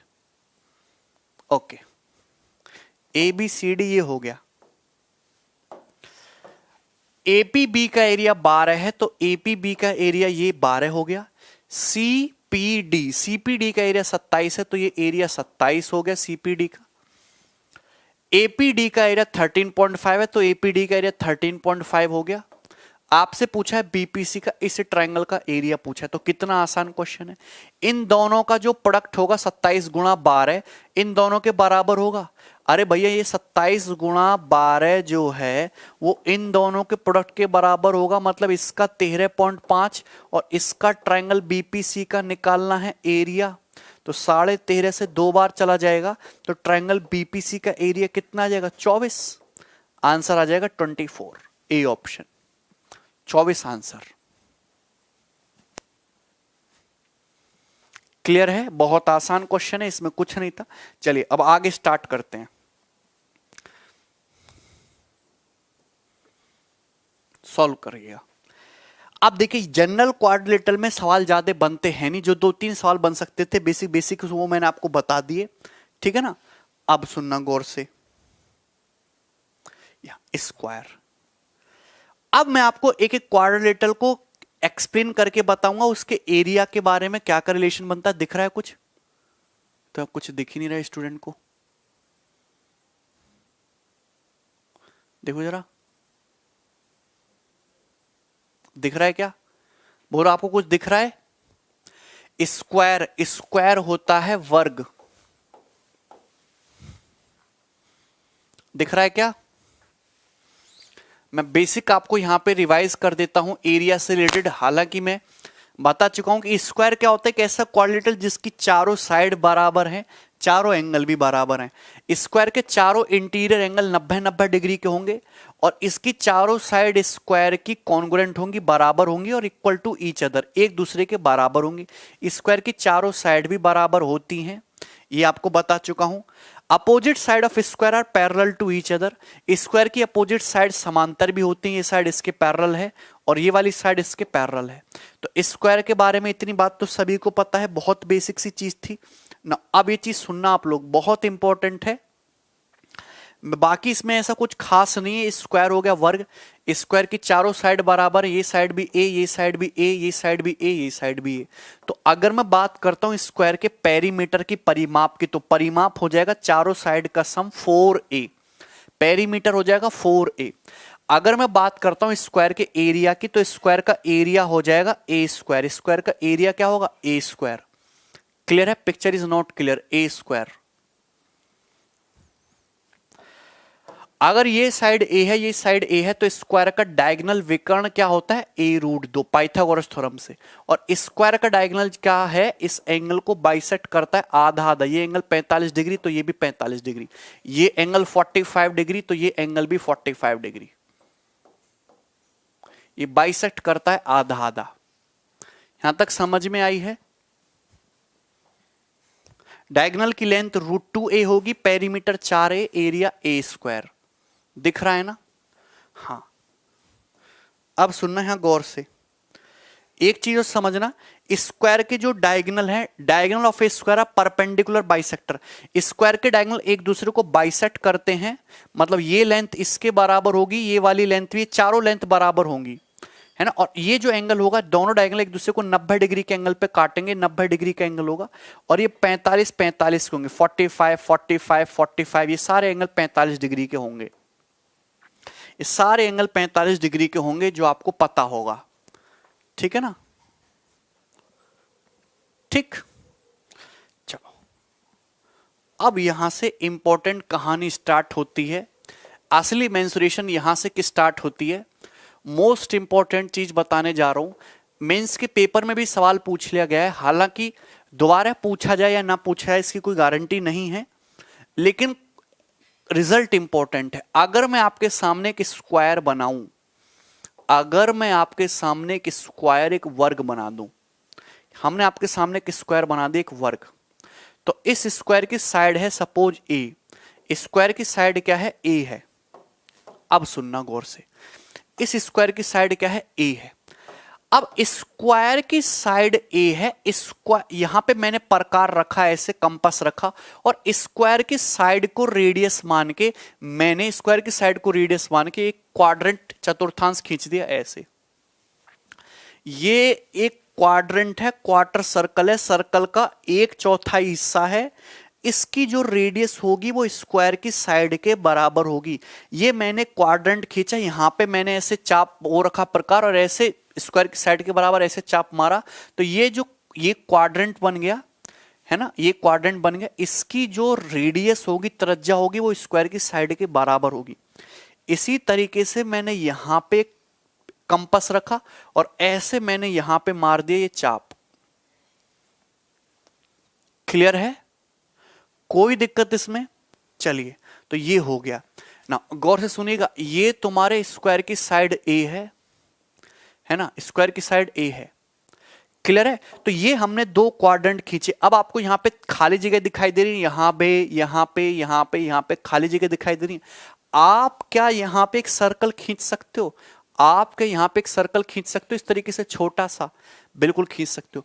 एक सर्कल यहां पे आ सकता है जो दोनों क्वाड्रेंट को भी टच करता हुआ जाए और स्क्वायर की साइड को भी टच करता हुआ जाए। एक सर्कल यहां पे भी आ सकता है जो क्वाड्रेंट की साइड को भी टच कर रहा है इस तरीके से। अरे क्लियर है, आ सकता है कि नहीं आ सकता है? अगर सपोज इस सर्कल की रेडियस r1 है, इस सर्कल की रेडियस r2 है, और इस वाले सर्कल की रेडियस r3 है, तो आपको ये थ्योरी याद रखनी है कि छोटू सर्कल की जो रेडियस होती है ना, इस सर्कल की रेडियस r1 की वैल्यू होती है a/16, स्क्वायर की साइड का 1/16 है। अगर मैं बात करूं इस वाले सर्कल की जो रेडियस होगी r2 की जो वैल्यू होगी वो होगी 3a/8।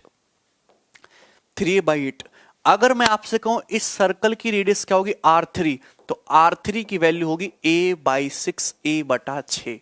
ये याद रखना है, मिलेगा भाई?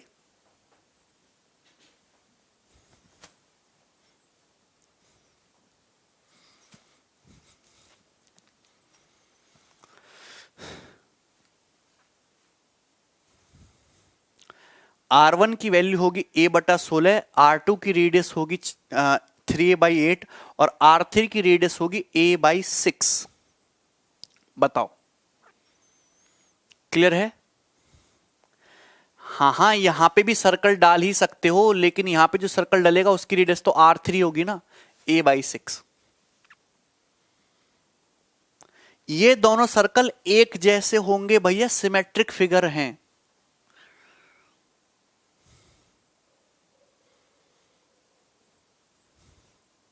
कोई दिक्कत है बताओ? यहां तक किसी बच्चे को कोई समस्या हुई और उसको ना समझ आया तो पूछ सकता है। कप्पू क्या नाम है तुम्हारा? छोटू की रेडियस a/16 है, मोटू की 3a/8 और बीच में जो फंसा पड़ा है उसकी a/6।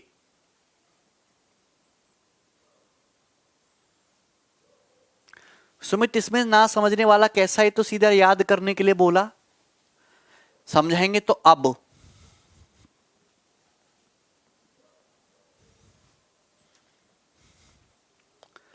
ठीक है, चलो अब देखना गौर से, मैं एक एक चीज उठाऊंगा, ध्यान से सुनना। एक एक चीज उठाऊंगा, आपको समझना पड़ेगा भैया। और मैं हमेशा एक चीज बोलता हूं कि जब भी एक फिगर के अंदर दूसरी फिगर डालोगे, जब भी आप एक फिगर के अंदर दूसरी फिगर डालोगे, जैसे हमने स्क्वायर के अंदर सर्कल डाल दिया, तो पाइथागोरस थ्योरम ही लगेगी। ये तुम्हारा एक स्क्वायर है, एक वर्ग है, और इस स्क्वायर की साइड कितनी है? ए है। स्क्वायर की साइड कितनी है? ए। मैंने यहां पे कंपास रखा और ऐसे मैंने क्वाड्रेंट खींच दिया। ये तो समझ सकते हो, अरे इस क्वाड्रेंट की रेडियस ए ही होगी ना भैया, यहां से यहां तक की जो डिस्टेंस होगी ए होगी। क्लियर है? मैंने यहां पे ऐसे प्रकार की नोक रखी और ऐसे चाप घुमा दे स्क्वायर की साइड की रेडियस मान के, तो ये जो है दो क्वाड्रेंट खींच गए, दोनों की रेडियस ए होगी। इतनी बात तो समझ में आ रही है? तो और यहां पे एक सर्कल बना दिया, छोटा सा सर्कल बना दिया। इसका एरिया आपसे पूछा गया है, इसका एरिया क्या होगा? इसका एरिया आपसे पूछा गया है। बहुत आसान चीज है, कुछ भी डरने की जरूरत नहीं है, बड़े प्यार से कर लोगे आप। मैंने बताओ, मैंने छोटू की रेडियस आर मान ली, क्या मान ली? छोटू की रेडियस मान ली आर, छोटू की रेडियस मान ली आर। अब ये छोटू सर्कल का सेंटर है ये, और सेंटर से मैंने यहां को मिलाया, तो ऐसे जाएगा, ये 90 डिग्री का एंगल होगा। ये 90 डिग्री का एंगल होगा कि नहीं होगा? आप मुझे एक चीज बताओ, एक चीज बताओ, कोई दिक्कत है यहां तक? कोई दिक्कत है? सबको समझ में आ गया है? तो अगर मैंने छोटू की रेडियस आर मान ले, तो ये डिस्टेंस तो आर है, तो ये डिस्टेंस यहां से यहां तक की फिर कितनी बची? ये डिस्टेंस हो जाएगी ए माइनस आर, ये हो जाएगी a minus r, a minus r. ये क्या है? ये स्क्वायर की साइड हो गई ए, ये स्क्वायर की साइड होगी भैया ए, स्क्वायर की साइड है ए। अगर वर्ग की भुजा ए है, ध्यान से सुनना, तो ये जो है तुम्हारी छोटू की रेडियस स्मॉल आर है, तो ये डिस्टेंस ए माइनस आर ही तो बचेगी। ये रेडियस सेंटर, ये सेंटर मान लिया ये आर है और ये ए है, तो ये ए माइनस आर ही तो बचेगी। आप मुझे बताओ कि ये सिमेट्रिक फिगर है, जो चीज उधर है वही चीज उधर है, तो ये तो आधा आधा हो जाएगा ना। साइड ए का ये a बाई 2 होगा और ये भी a बाई 2 होगा, जस्ट हाफ हाफ हो जाएगा, a बाई 2 a बाई 2। यहां तक किसी बच्चे को कोई समस्या? क्लियर है? अब एक चीज सुनना आपके लिए समझना बहुत जरूरी है। आपको एक चीज पता होना चाहिए कि जब भी दो सर्कल इस तरीके से हो, जब भी दो सर्कल इस तरीके से हो, अगर दो सर्कल एक दूसरे को टच करते हैं, स्पर्श करते हैं, तो उनके सेंटर के जो बीच की दूरी होगी वो इनकी रेडियस का सम होगी। सपोज इसकी रेडियस a है, इसकी रेडियस r है, तो इनके सेंटर के बीच की दूरी इनकी त्रिज्याओं का योग होती है। आप यहां पे एक चीज समझना, ये सर्कल है, ये छोटू सर्कल है, ये भी तो एक सर्कल है, क्वाड्रेंट, क्वाड्रेंट का सेंटर है ये। अरे आप इसको पूरा कर दोगे तो ये भी तो एक सर्कल ही है भाई। तो यहां पे इसकी रेडियस है आर, क्वाड्रेंट की रेडियस है ए, तो दोनों के सेंटर के जो बीच की दूरी होगी वो इनकी रेडियस का सम होगी। यानी कि ये जो डिस्टेंस हुई क्वाड्रेंट चतुर्थांश की जो रेडियस है ए और सर्कल की रेडियस स्मॉल आर, तो ये ए प्लस आर होगा ना। ये डिस्टेंस यहां से यहां तक की ए प्लस आर होगी, this distance will be a plus are.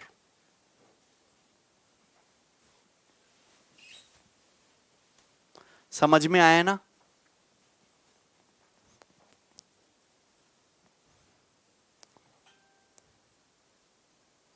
R4 possible नहीं है।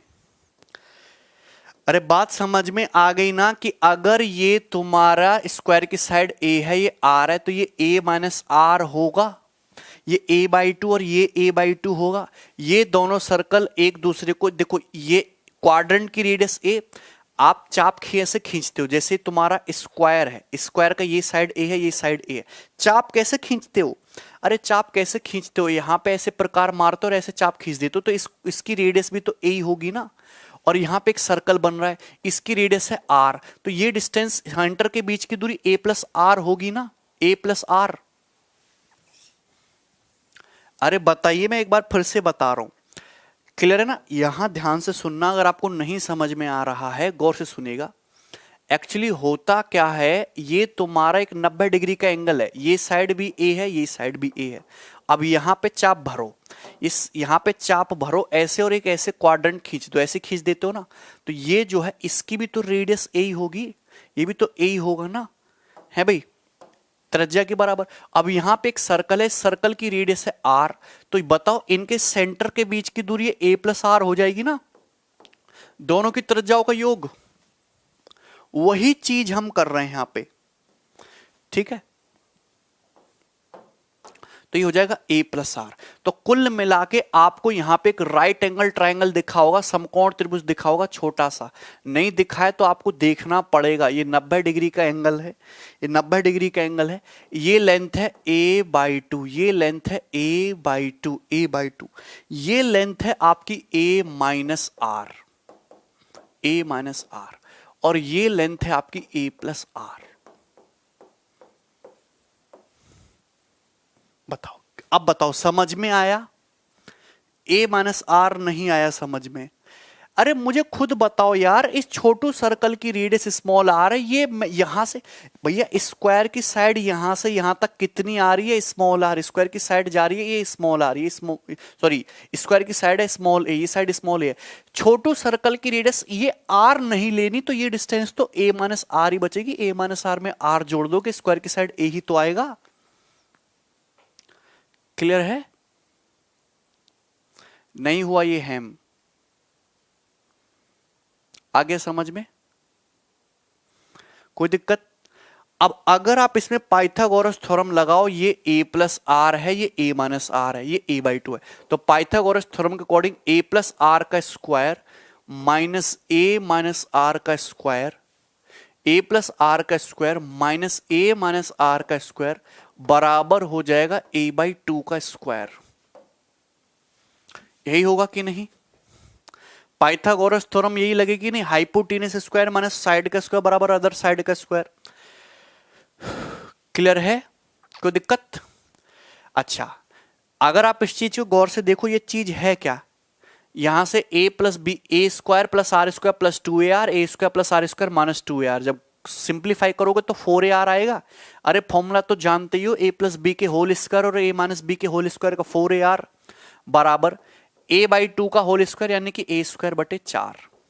देखिए a से आपका ये कट जाएगा पावर, r की वैल्यू a बटे 4 a बटे 16 आ जाएगी, तो रेडियस आ जाएगी इसकी a बटा 16, a बटा 16 आ जाएगी रेडियस।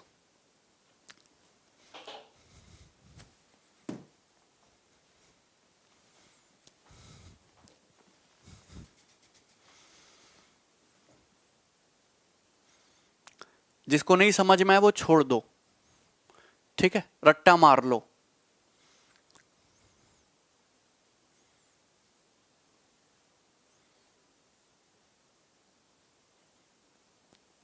अच्छा विराट, क्रिस्टल क्लियर हुआ कि नहीं हुआ? आ गया प्रूफ, छोटे सर्कल की रेडियस a बटा 16 होगी।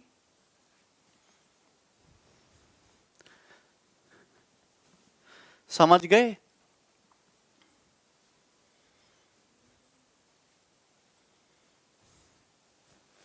ठीक है ना? बिल्कुल खून चूस लेते हो तुम लोग।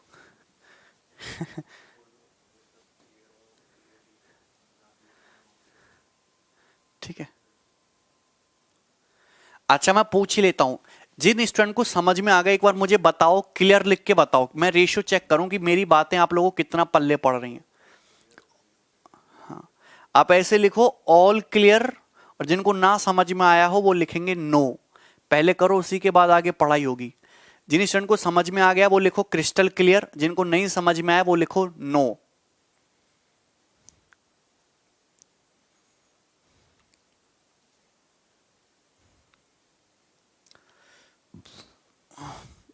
झूठ मत लिखना, हर एक स्टूडेंट का आंसर चाहिए, वरना फिर ऐसे ही पढ़ाऊंगा मैं।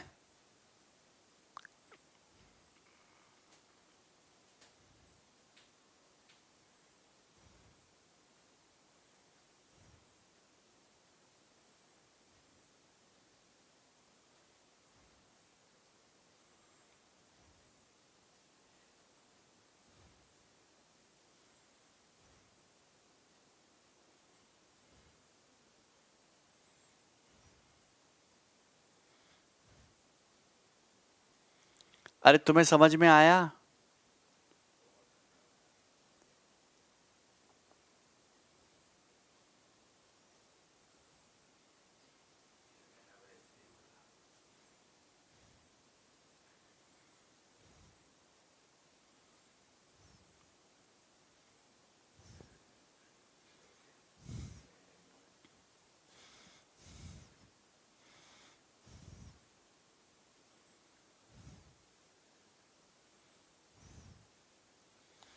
ठीक है, चलो आगे बढ़ो। अब ऐसे ही करोगे तुम तो, हैं? काश तुम मेरे सामने होते तो डंडा होता तुम पे इतना फेरता, मैं एक बार में समझ आ जाता, हैं?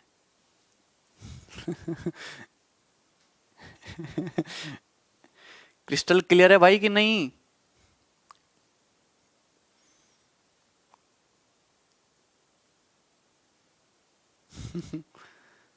चलो स्टार्ट करते हैं। एक और समझेंगे भैया, थोड़ा दिमाग लगाना। अब तो थोड़ा थोड़ा दिमाग लगने लगा होगा मेंसुरेशन में, कि अगर हम आपके सामने एक स्क्वायर खींचते हैं, एक वर्ग खींचते हैं, इस तरीके से छोटा सा स्क्वायर खींच देते हैं। अब स्क्वायर की साइड क्या है? ये स्क्वायर की साइड ए है। इसको सेंटर मान के हमने ये क्वाड्रेंट खींच दिया, इसको सेंटर मान के क्वाड्रेंट खींच दिया। अब यहां पे एक सर्कल जो है आपका इस तरीके से खींच जाएगा। आपको इस सर्कल की रेडियस निकालनी। सर्कल की रेडियस को सपोज मैंने आर मान लिया, तो ये सर्कल का सेंटर होगा। इस सर्कल की रेडियस आर होगी, ये एंगल 90 डिग्री का होगा। तो बिल्कुल जो चीज इधर है वही चीज उधर है, तो बिल्कुल आधा आधा डिवाइड हो जाएगा। ये a/2 और ये भी a/2 होगा कि नहीं होगा? a/2 a/2। अब आपको क्वेश्चन सॉल्व करने के लिए चाहिए पाइथागोरस राइट एंगल ट्राइंगल, तो आप यहां से यहां मिलाएंगे तो बन गया। आप मुझे खुद बताओ कि आप अगर यहां पे इसको आगे बढ़ाते हो इस तरीके से, तो ये होता है तुम्हारी क्वाड्रेंट की रेडियस, ये क्वाड्रेंट की रेडियस होगी, और ये तुम्हारी इस सर्कल की रेडियस है आर, तो ये क्वाड्रेंट की रेडियस है ए। अरे चतुर्थांश की रेडियस ए ही तो होगी, तो ये डिस्टेंस यहां से यहां तक की कितनी होगी? ए माइनस आर ही तो होगी। अरे ये डिस्टेंस ए माइनस आर ही तो होगी। क्वाड्रेंट की रेडियस है तुम्हारी स्मॉल ए, ये यहां से यहां तक क्वाड्रेंट का सेंटर, सेंटर से सरकमफेरेंस की दूरी रेडियस स्मॉल ए, स्क्वायर की साइड के बराबर। ये सर्कल की रेडियस स्मॉल आर, तो ये डिस्टेंस कितनी बचेगी? ए माइनस आर। हमेशा 100% सवालों में जब भी एक फिगर के अंदर दूसरी फिगर डालोगे तो हमेशा पाइथागोरस थ्योरम लगेगी। अब आपको एक राइट एंगल ट्राइंगल दिख रहा होगा कोने में, कोने में एक राइट एंगल ट्राइंगल दिख रहा है, ये दिख रहा है। यहां पे ये दिख रहा है आपको a माइनस आर, ये दिख रहा है आर, और ये है a/2। तो क्या पाइथागोरस थ्योरम लगाना नहीं जानते हो? a माइनस आर का स्क्वायर माइनस आर स्क्वायर बराबर a/2 का स्क्वायर, यही लगेगी पाइथागोरस थ्योरम। क्लियर है? a माइनस आर का स्क्वायर माइनस आर स्क्वायर बराबर a/2 का स्क्वायर। अच्छा, a square minus b square जानते हो? a plus b, a plus b करोगे a into a minus b करोगे a माइनस 2r। अरे हमने वो लगा ली, a square minus b square का formula, a minus r plus r, a आ गया, a minus r a minus 2r आ गया, बराबर a स्क्वायर बाई 4 के। तो ये a से जो है ये कट जाएगा, a माइनस a बटे 4 3a/4 हो गया, और ये माइनस का 2r इधर जाके 2r हो गया। तो रेडियस कितनी आ गई? 3a/4 का आधा, यानी कि 3a/8। तो इसकी रेडियस आ जाएगी 3a/8। क्लियर है?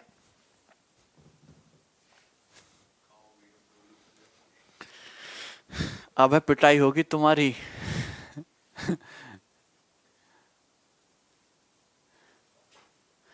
बताओ, क्लियर है बात यहां तक?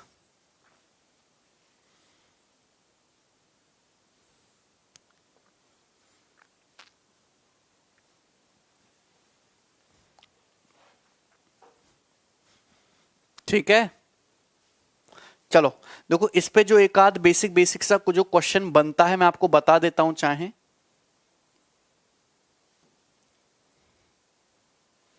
जैसे ये क्वेश्चन ले लीजिए, ये क्वेश्चन एग्जैक्टली पेपर का पूछा हुआ, ये वाला। ये एक स्क्वायर दिया है, स्क्वायर दिए गए चित्र में ABCD एक वर्ग है, वर्ग की साइड दी है 8 सेंटीमीटर 8, और ये दो क्वाड्रेंट खींचे गए, यहां पे एक सर्कल बना दे, सर्कल का एरिया पूछा है।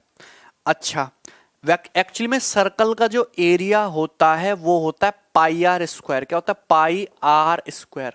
और पाई का मतलब होता है, पाई बच्चा बच्चा जानता है, पाई का मतलब होता है 22/7। 22 भी एक प्राइम नंबर है, 7 भी एक प्राइम नंबर है। तो एरिया में 22 ऊपर आना चाहिए, नीचे 7। 22 में मतलब 11 प्राइम नंबर है ना, तो 17 और 13 आने का कोई स्कोप नहीं है, ये आंसर नहीं हो सकता। 19 31 कहां से आ गया? 19 प्राइम नंबर कहां से आ गया राम जाने। 11 और 14 आंसर पॉसिबल हो सकता है, 11/14, क्योंकि ऊपर 11 प्राइम नंबर और नीचे 7 प्राइम नंबर, ये पॉसिबल होगा। कुछ करना ही नहीं। अगर 8 है तो इस सर्कल की जो रेडियस है 8/16, यानी कि 1/2 हो जाएगी ना। सर्कल की रेडियस कितनी हो जाएगी 1/2। तो इस सर्कल का एरिया 22/7 इंटू 1/2 का स्क्वायर 1/4, तो ये आ जाएगा 11/14। 11/14, लेकिन ऑप्शन से कर लेना कि ऊपर 11 का मल्टीपल नीचे 7 का मल्टीपल आएगा आंसर।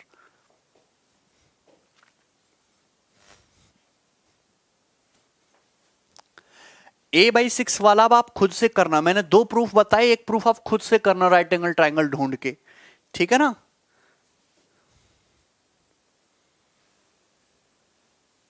ये और बता दीजिए जरा।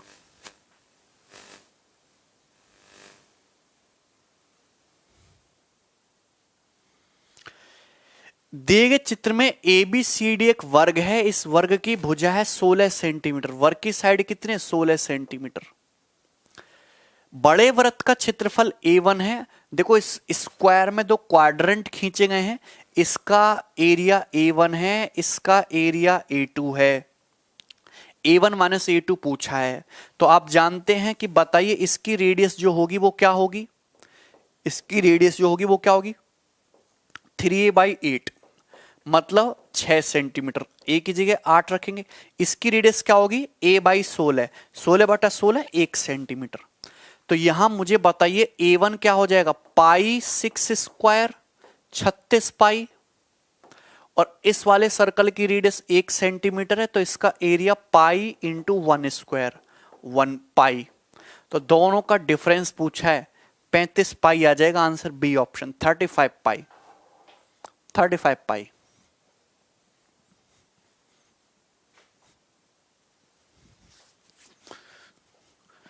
क्लियर है। अरे डिफरेंस पूछा है, डिफरेंस तो 35 पाई आएगा ना। Very good. ठीक है,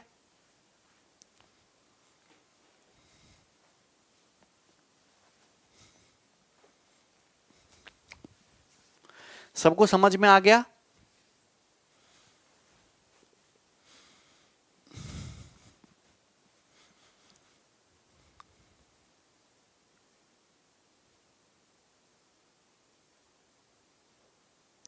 अच्छा भरत, हाँ भाई जीवी सेठ। चलिए, तो आज के लिए हम लोग इतना ही रहने देते हैं ये सेशन। ये शीट भी मैं अपलोड करवा दूंगा क्वाड्रिलेटरल की, ठीक है। ट्रायंगल की शीट तो हो ही चुकी है। अभी आपका जो है 3 दिन का ऑफ रहेगा, आपकी जो क्लास है वो 3 दिन बाद होंगी, आपको वहां पे नोटिस मिल भी रहा होगा, ठीक है। चलिए, ठीक है, टेक केयर भाई, बाय। हाँ, अगर आपको शीट डाउनलोड करनी है, जो देखो नए स्टूडेंट है, मैं नए स्टूडेंट को बता देना चाहता हूं, जितने नए विद्यार्थी हैं, हमारा टेलीग्राम चैनल है मैथ्स बाय गगन प्रताप, आप उसको ज्वाइन कर लो। वहां पे पीडीएफ डाल दी गई है, और वहां पे इसके अलावा आपको बहुत सारी यूजफुल प्रीवियस ईयर की पीडीएफ भी मिल जाएंगी साथ के साथ में। ये टेलीग्राम चैनल है, टेलीग्राम चैनल, और इसी नाम से यूट्यूब चैनल भी है, उसको भी सब्सक्राइब कर लो। सारे के सारे बच्चे जितने भी हैं, एक एक बच्चा, ठीक है। चलिए, टेक केयर भाई, बाय।